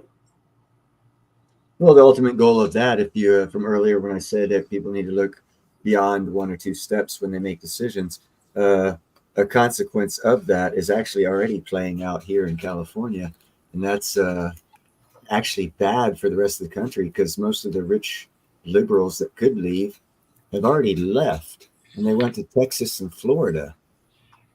Now what we have mostly here are poor conservatives and the ultra rich liberals. Why do you think San Francisco's a dead city? Over 60% occupancy in most every high rise you see in the city. About 60% empty. Why is it like that? Because everyone's already left who had the money to leave. And those were the liberals that made these changes that they don't like, so they left. Now where are they going? They went to Texas, changing Texas, Florida, trying to change Florida. And if you look at a map, it's also displayed financially. If you look at a map of where the Green New Deal is actually showing the best benefit as far as electric cars, electric this, electric that, basically it's just California is the leader. And there's like 2 other states, and the other 47 states don't. If you look at a graph of who's pushing all this stuff, and then you look at where the tax dollars go in those 3 states that show up on that graph as being prosperous for the Green New Deal, and you'll find out most of their tax dollars being pushed for the Green New Deal to make it that numbers. And then the media picks up on those and sells it to the rest of the world and the rest of the nation, and everyone thinks it's the thing to do when it's not. It's proven not. But it's going to take years for people to figure that crap out. Oh, yeah. It sucks, man. Oh, it definitely does. They've got like 1 million EVs over in China right now that are no good, because the way they're designed, it's cheaper to throw them away and replace them with a new one. The unfortunate part of that is we haven't seen the consequence of that move. The other side of the coin is what happens when all those batteries start leaking into the earth because they didn't do anything with them, just let them sit there and decompose. Oh, environmental catastrophe caused by what? Taxpayer dollar funded pushes that are causing natural ecological disasters in 20 years, and taxpayers are going to have to clean it up. That's what's going to happen. Well, that's true, because every time the government makes a blunder, it's always our tax dollars that clean it up, not their dollars. Yeah, and it's our tax dollars pushing everyone to get these EV vehicles. Elon Musk is hailed for his design on pressing full bodies, no welding, no nothing, it's just a full body. It's like cast in one piece. The problem with that and the EV battery itself, when it goes into it, is if a part of that car gets damaged, it's cheaper to replace the whole car than it is to fix it. He's already admitted that. So what's happening with all those Teslas? Well, you look at China. China's got 1 million electric vehicles piled up somewhere. Same things starting to happen in America. If people actually became enlightened and found out about this stuff, we could jump on our politicians right now and put an end to it, so that we don't have to have our kids pay the tax to fix the problem that we're paying the tax to cause. Well, let me ask you this much. Is that also with the Ford Mach-E? All EVs are like, well, no, the EV part of it for the other cars, because they're not solid body, they're still put together, so you can actually repair the car for less than it costs to replace the car. Actually, Tesla's the only car that it costs more to repair than replace, because of the style of body that they use, which was revolutionary, it's cost efficient, all this other stuff. But again, the other side of the coin is when it gets damaged, you got to throw the whole thing away. So therefore, all the cost efficientness of it goes out the window, and it's actually more expensive. Yeah, it's funny how it works like that. Yeah, because I ended up buying a Ford Mach-E a few years ago. It was during a time frame when there was somewhat of a gas crisis. The whole state of Virginia didn't have gas for a number of days. I'm like, oh God, it's hitting. So I sold, traded in 2 of my Harleys and my wife's BMW and got the Ford Mach-E. And then I sold, I traded in one of my other Harleys and one in my BMW and got a Ford F-250. Right on. Hey, I'll be right back. I could go to the little tiger's room. Right on. Oh my goodness. What we're going to find as far as new cars, there's going to be a choice of 4 or 5 different power plants, all of them different from each other, being made available to us within the next 2-3 years. You're going to have different styles of hybrid electrics. You're going to have hydrogen biodiesels. You're going to have some other stuff from China, whether it's their ammonia or their water power or whatever they're coming up with. It's looking promising. So you're going to have different choices to choose from. So that's going to lower the price of gas right there. And it's also going to drive innovation. The fact that they just discovered these rocks 2 miles under the Pacific that actually create oxygen. Who knows what science is going to be produced off of that? That they've got rocks 6,000 meters under the water they just discovered that separate hydrogen from oxygen and basically turning seawater into oxygen and hydrogen. And it's a natural process of the earth through these minerals that naturally form together. And they actually have these cavities inside these little rocks that are perfect harmonic resonance for the slight electric charge that they produce. That's not enough to cause the process of separation of oxygen and hydrogen, but with these little harmonic tubes that naturally are occurring inside, I think it's magnesium, cobalt, and one other mineral. Because of that hole in the center of them, it's so perfectly shaped, it actually increases their electrical voltage that they charge or that they create, going from I think 0.12 volts to 0.18 volts, which is what it takes to separate oxygen or separate water into oxygen.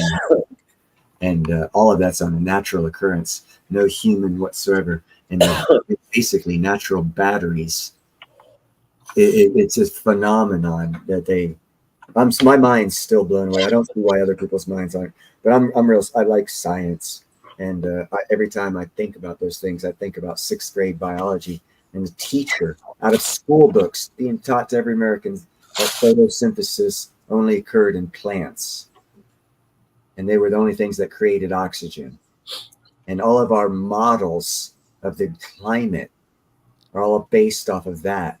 They all get thrown out the window now, and no one's talking about it because there's a new form of oxygen, new source of oxygen creation on this planet that we just discovered that wasn't in our climate model. So obviously that makes our climate model ineffective, inefficient, and wrong. So we got to do it all over again, and no one's talking about this.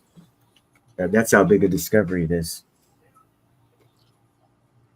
No, I didn't know about all that. Yeah, I know. No one does.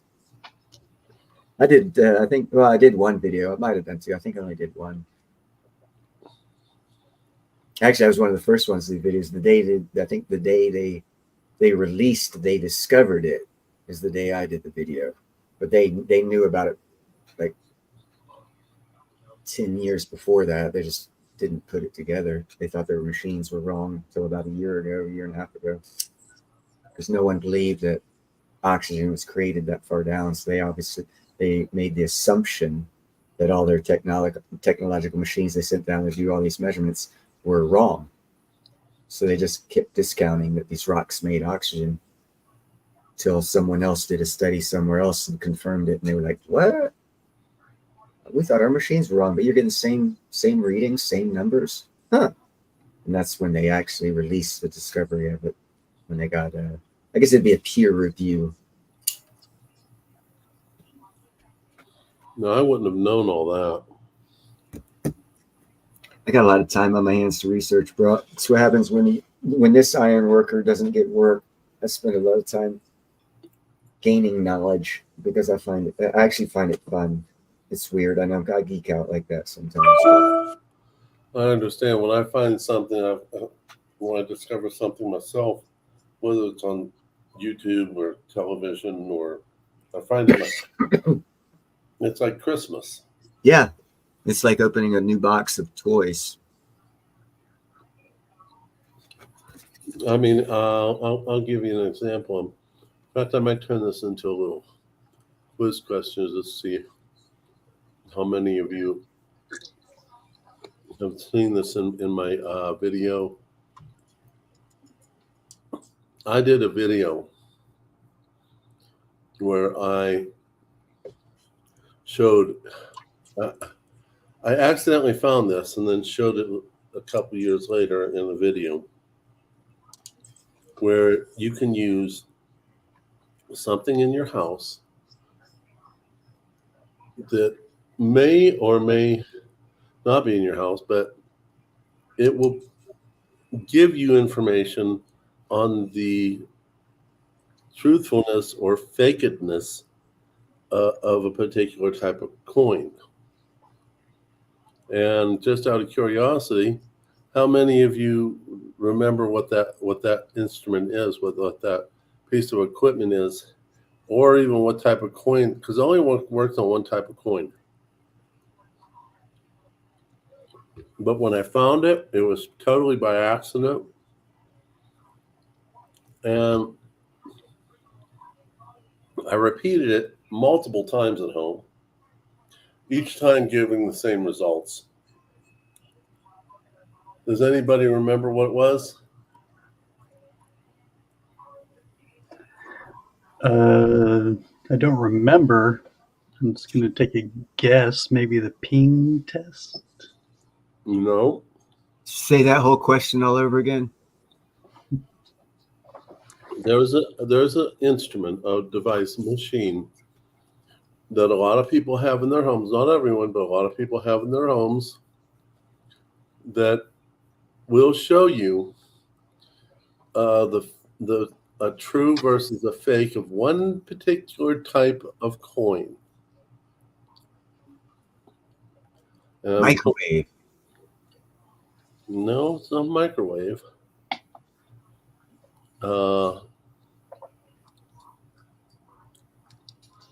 This isn't another one of those radioactive isotopes changing from one substance to another. I loved you doing that video. Dude, you had me on that one. I was like, holy shit, did he discover something that no one fucking knew about? I'm sorry for my language, but I was like, holy cow, you're telling me this guy just discovered that you can transfer an isotope from one object to another by sticking it in there. This is like revolutionary. And then you said no batteries. I was like, oh, okay, he's messing with us. Right on. Oh, you didn't get it until I actually showed the no batteries? You're a doctor, so I was like, okay, he's not gonna. But I didn't know your humor at the time, so okay. So I took it at basically at face value until the end. Yeah, so you got me. I thought maybe everybody would get it by the time they saw a tiger wearing the tinfoil hat. But some people didn't quite get that. Maybe I had too much to smoke that early in the morning. Who knows? Well, I don't know. I don't smoke anything. But this isn't my topic of finding fakes. And copier proved fake maple. Oh, so it's a copying machine. It's a bubble jet copier. I don't know about laser printers or laser copiers, but it's a bubble jet. And what happens is the fakes, and they've got to have the radial lines. It only works with the ones with radial lines, or what I like to call striations. The striations give kind of like a prism effect, and you get this interesting hue. Let me see here. For instance, here you see a maple that has no radial lines, and okay, this one has no radial lines. This one has radial lines, and to show you what it looks like.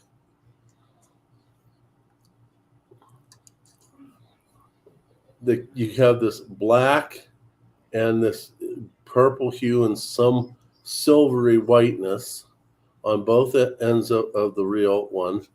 But when you don't have the radial lines or don't have striations, you don't get any of that. Then I went ahead and was sent by Aspiring Alchemist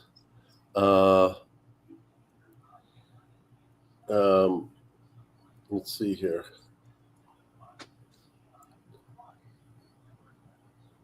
No, oh goodness. I think it might have been in this video where I had gotten a fake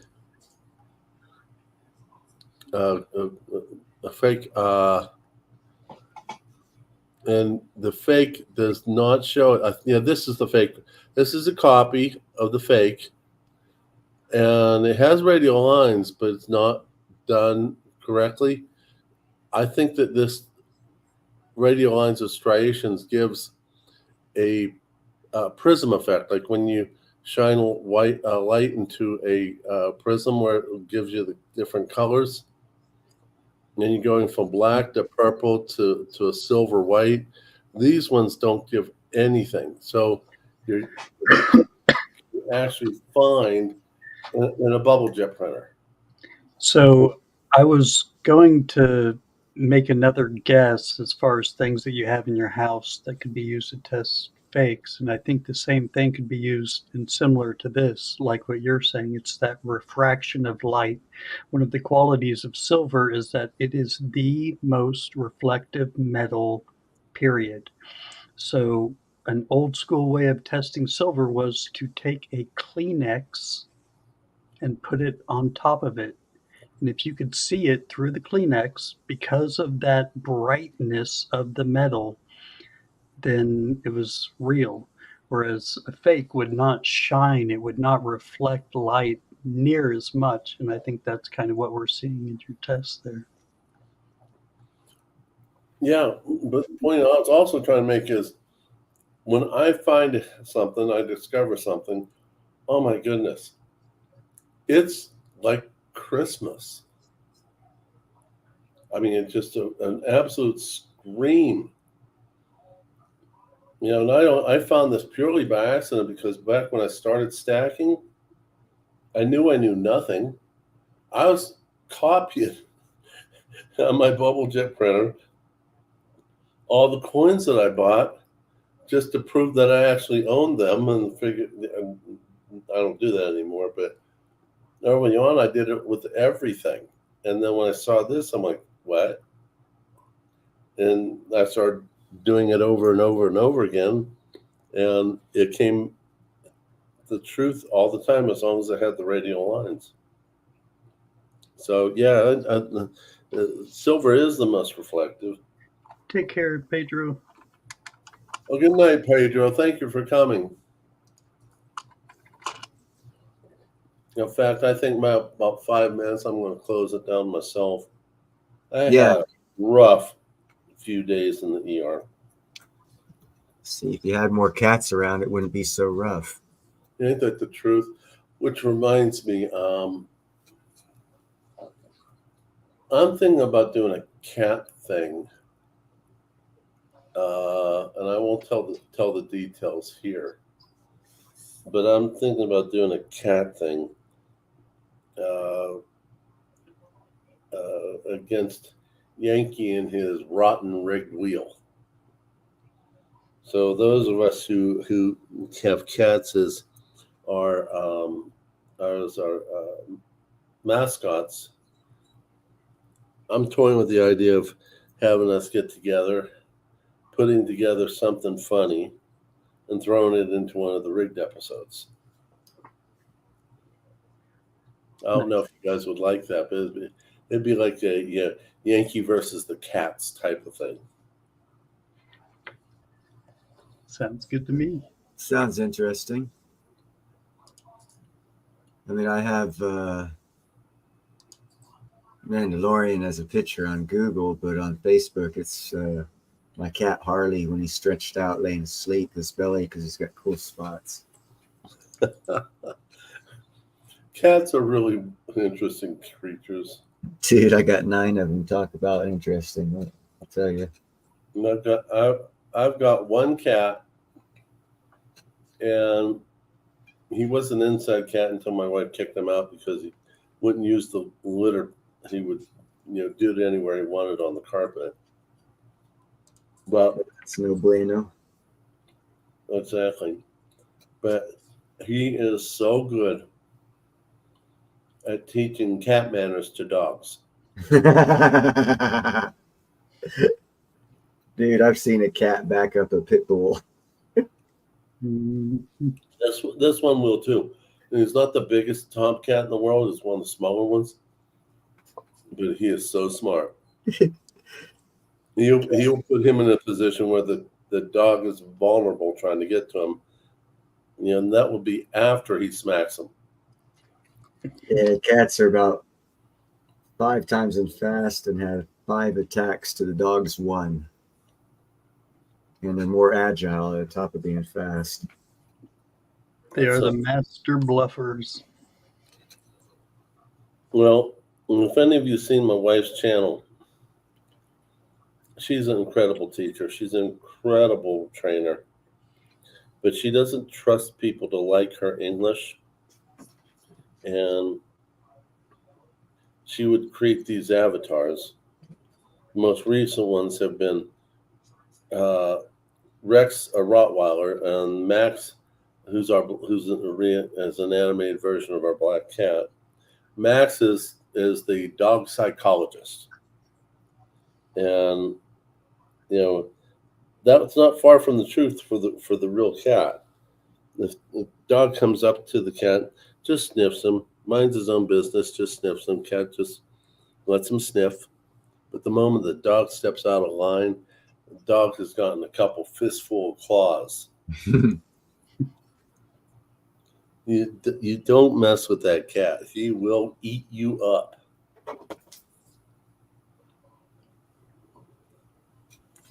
Cats are awesome. Dogs are too. I got 2 dogs, but Well, I only like that one cat. I'm not a big cat lover. Although, if I was going to get a cat, I'd get myself a Sphinx. One of those ones that are hairless.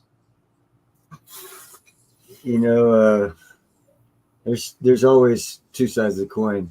if you're looking for a specific thing in an animal, you're probably not going to get, unless you are like, I don't know, you're not going to get everything the animal could offer, to where if you, like, say, for example, rescue a cat or something, no matter what it looks like, and let its personality come out, you'll have a better connection with it than looking for a specific thing out of a specific animal, in my opinion. Well, that's probably true, but the sphinxes are well known for doing dog-like things. They will fetch. They'll crawl up on you. No reason that they crawl up on you, well, not because of love. You ought to challenge your wife to train a cat and see how easy it is from being a kitten. Because cats are actually easier to train, just hardly anyone tries. They're very smart, smarter than dogs. I wouldn't doubt it. That cat of ours, oh my goodness. Now, there are some cats that are retarded. I'm looking at one right now that's gonna. No, he's not the sharpest tool in the toolkit. He's the only one. Every other cat like moves out of the way when I walk. He stands there and looks at me every freaking time. Like, what? What am I to do? What am I to do? And he really doesn't know that he just should move out of the way. But he's so cute, I put up with him. But he's kind of retarded. I'm not a fan of like making toy, genetic altering kind of stuff, but I'm not going to lie. I do love, there's a cat breed, they call it Toyger. And it looks like a tiger. It has an awesome personality. They're beautiful. I would love one.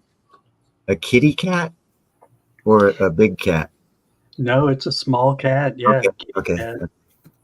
Because there's a big cat, weighs like 700 pounds. They crossed the tiger and lion. It's called a liger, but it's about 700 pounds. It's huge. Those are gorgeous. Yeah, they are.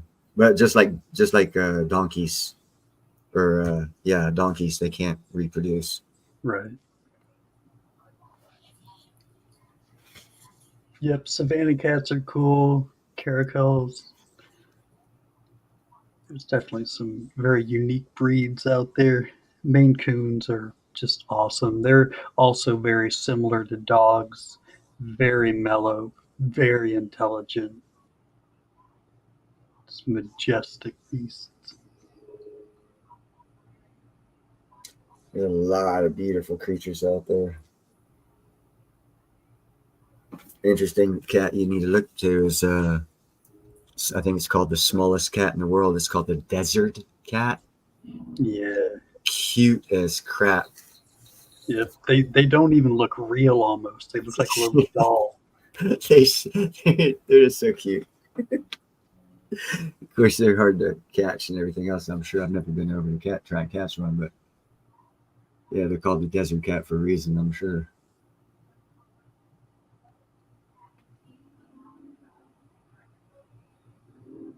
But then you also have the Savannah and there's this serval. Yeah. Serval's the long-legged cat. Stands about 2'4" at the shoulder, or 2 foot at the shoulder, something like that. Yeah.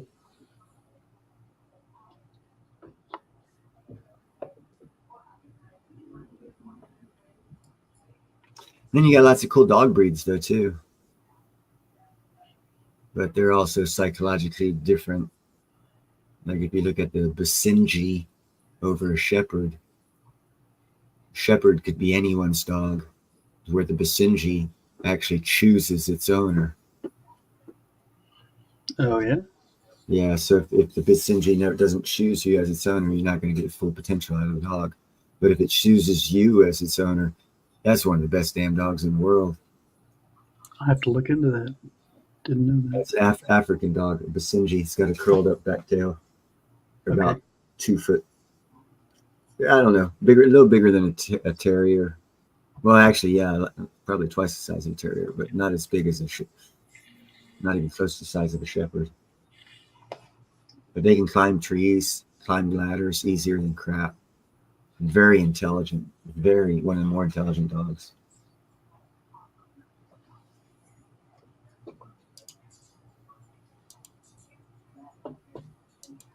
But they're not really good biters. They don't bite that hard.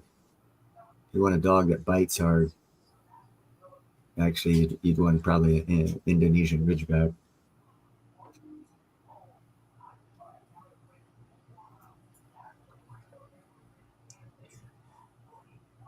Did we lose you, Tiger? He went to the little tiger's room. That Yeah, like so smell fresh just butter popcorn. filling time with general BS, I guess.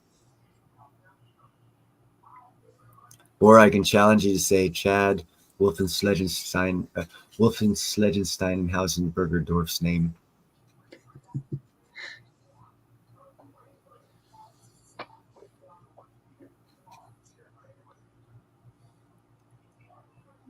No one likes taking that challenge on. And I thought Arnold Schwarzenegger had a long last name.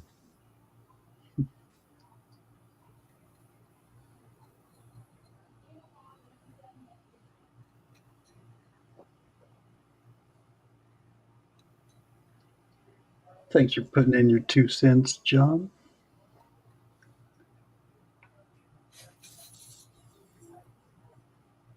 More people can come up on the panel. Mr. Jingleheimer Schmidt.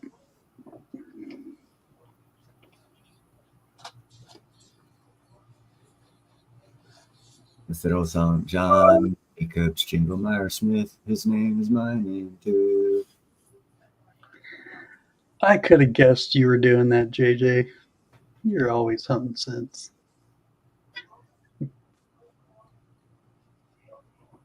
Tiger fell asleep. It's quite possible. He's a hard-working boy.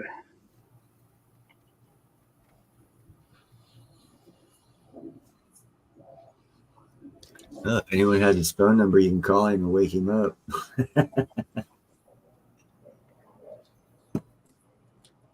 So me and Frostbite were having a discussion the other day about putting together a book or a collection of a specific coin, and talking about how you should go for the hardest one to get first, because it's really only going to increase in value and become harder to find by the time you get around to it. If you wait until the end, the price is probably significantly increased, as well as the difficulty in finding it. And I told him that I thought about that over a couple of days, and I would make one caveat to that. I agree with it for the most part, but I also think that you shouldn't, if you really love the coin and the design of the coin, and that's why you're getting it, then you should maybe start out with the least difficult to find, the cheapest one, and get a really nice example of it. Not so much that you're blowing the bank or anything, but just enough to get you something beautiful. So I decided to go with that, and now I'm picking up at least one really nice example of coins that I would love to collect. Just one, because they all pretty much look the same for the most part. But to get one really good one that you can always look at and enjoy. Yeah, I don't. I'm weird. I'm a weird dude. Was it a year and a half ago? I had 300 ounces. I gave away 120 ounces to different people to try and get them interested in silver.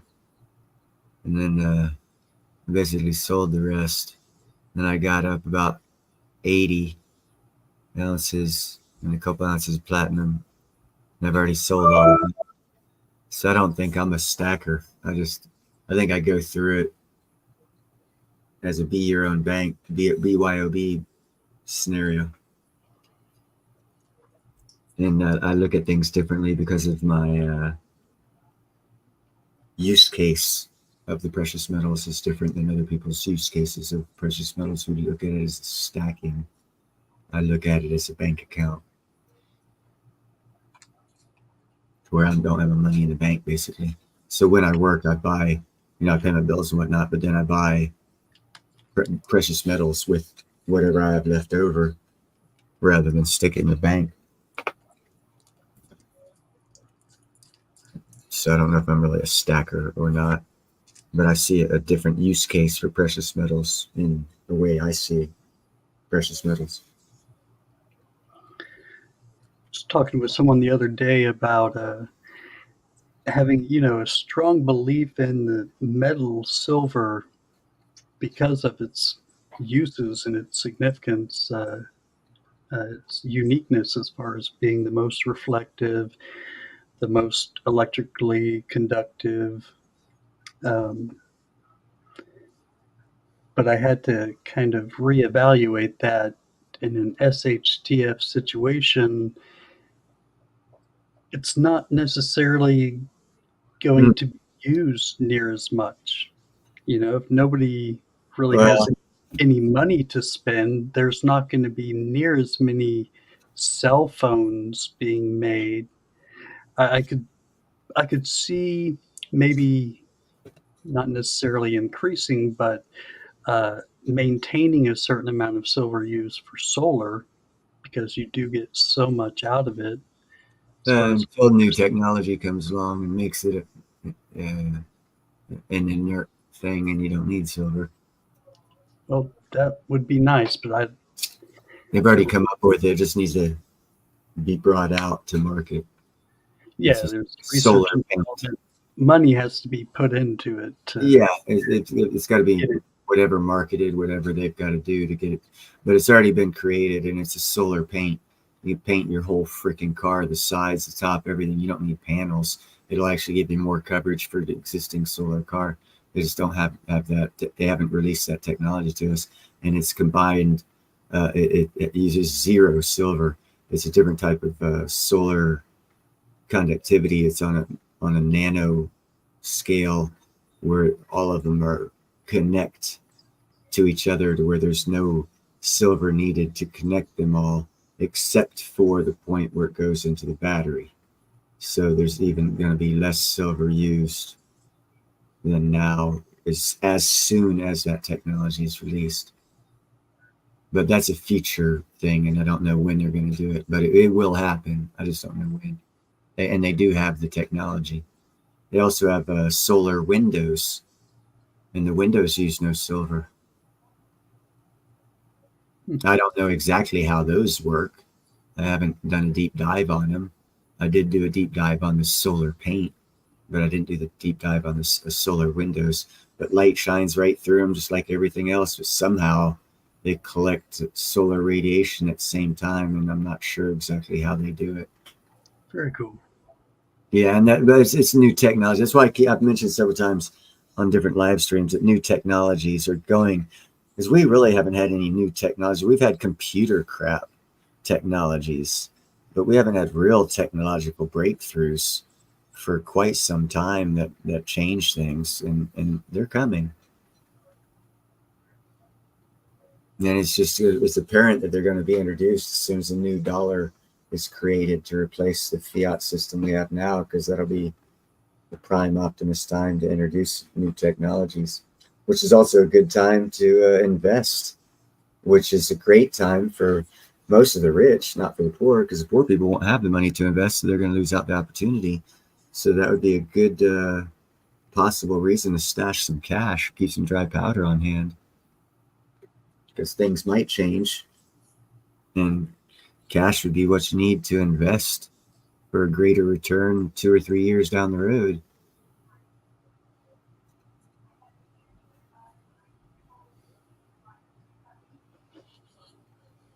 Yeah, someone call Tiger. I agree, Ellie. I think he fell asleep. I think the smell of buttered popcorn got him making the kitchen run before he comes back. Dude, I finished off a pile of buttered popcorn before Frostbite left. One of the reasons why I was so quiet, I was munching it down.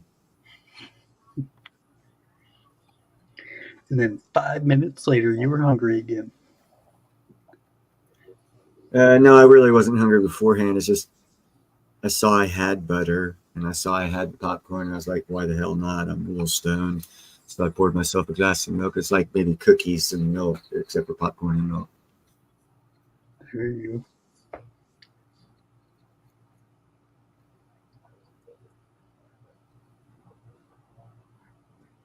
What's up, the broke stacker? Hey, aka Brett, how you doing? So no one has. I bet if someone goes on his wife's YouTube show, she's got a phone number you can call. Call and leave a message saying, "Wake him up, come back to his live stream."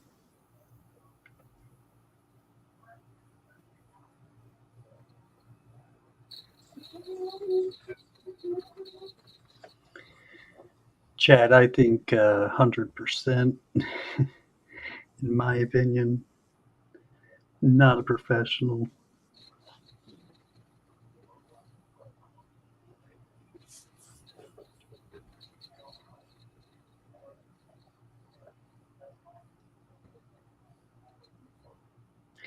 I think we're seeing the bubbles popping right now. JJ, take care. You have a great weekend as well.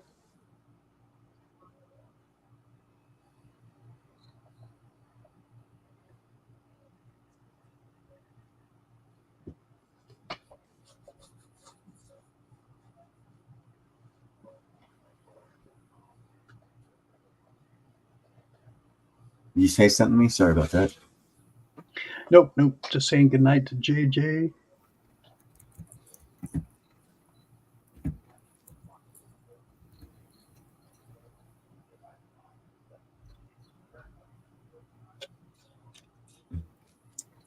Yeah, I added Prince of Platinum to my name because to this day, no one talks about it nearly as much as me.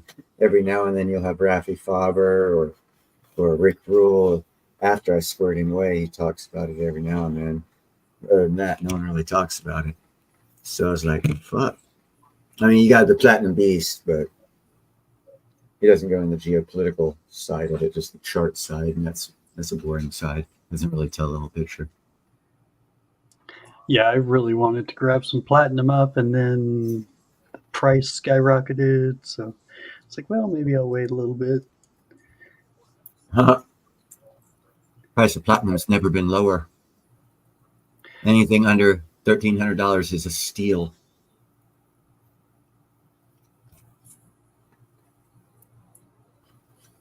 Yeah.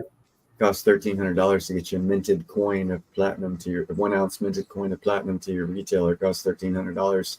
We're getting it for $960, $970. Just steal. Yeah, much more rare than gold. Somewhere around 28 times more rare than gold. Platinum's screwed up because the country of South Africa, who mines about 80 to 85% of the world's supply of platinum, signed on to the BRICS Belt One Road Initiative and joined BRICS around, oh God, I don't recall exactly. It was like 212, something like that. And 211 maybe. And platinum's had its all-time high back in March 2008. It was 2270, 2,270. What is it right now? Okay, in 2008, it was 2,270. And it's only 930 right now? Yeah. Talk about high to low cycles. We're at the very low of the cycle. It only has room to go up if you just look at charts. But if you look at geopolitical, you'll see that South Africa signed on the One Belt Road Initiative and joined BRICS, both which have devastated their economy. The leaders, which have been the leading power and the only party power for 30 years, is corrupt as hell and sold them out down the river. I mean, their gold mines actually are losing money. How do you lose money on gold mines? Somehow South Africa has figured out not only how to lose money on gold mines, but how to lose money on platinum. And this recent election has changed everything because the ruling party in power for the past 30 years had to make political concessions with different parties so that they could maintain power. And that's going to bring change to their economics. and the party they've made concessions with so they can maintain power is very good at economics. And they're going to change all the deals that were made that are causing the platinum price to be historically never seen before lower than gold. Because technically right now silver should be at about $4,000. Yeah, aka palladium's another good one. I wouldn't touch palladium until it hits 700.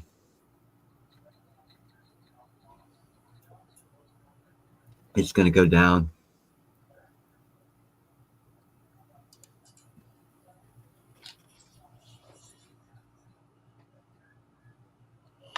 Yeah, Chad, we're on the brink of war right now. I hate to say this to all the young kids, but hell, I already did my shit, so I don't really, it doesn't bother me. I was in the 91 war when I was like 24, so I already did the esprit de corps crap in my lifetime.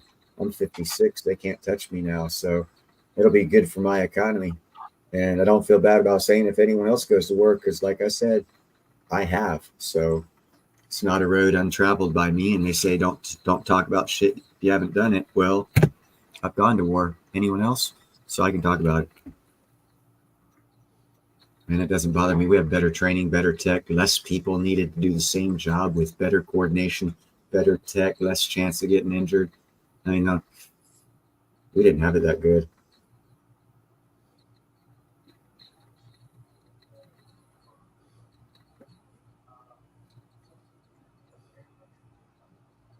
Not that I advocate for war by no means. But sometimes you don't have to advocate for shit to happen. Someone else just has to be stupid enough.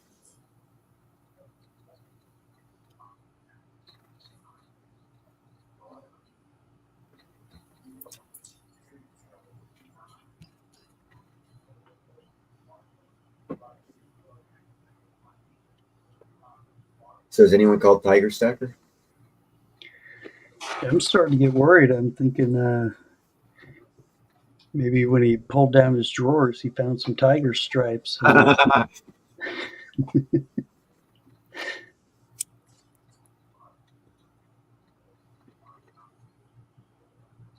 Maybe he's changing his stripes. Chad Wolfensteiner and Hausenbergerdorf said, I'm just going off history repeating. Well, okay, history repeating. The other side of that coin. Well, first off, history repeating, they say there's a 50, an 80, and 100-year cycle just come to an end. Look back 50, 80, and 100 years, see what started, to see what came to an end. See what's going to replace it. Power hates a vacuum.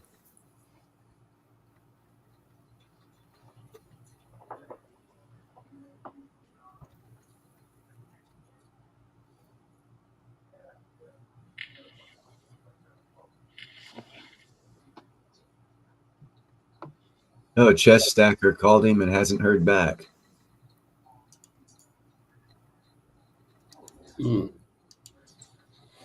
hear him. Tiger. Yes. There he is. You're all right. Dude, we were fixing to call 911, man. Yeah, but I'm not going to shock myself. That was a joke. I guess my punchlines aren't so good after so many shifts. Bum. I'm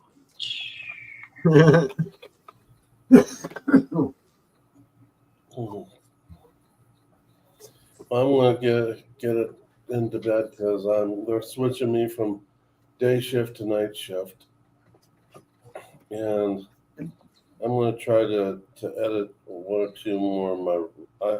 Can you believe I put out 13 videos raw in the 2 weeks that I was home? And just all I do in my free time is edit, get it ready for release, repeat, and do it again. That's a lot. Yeah, but at least I have something to work with.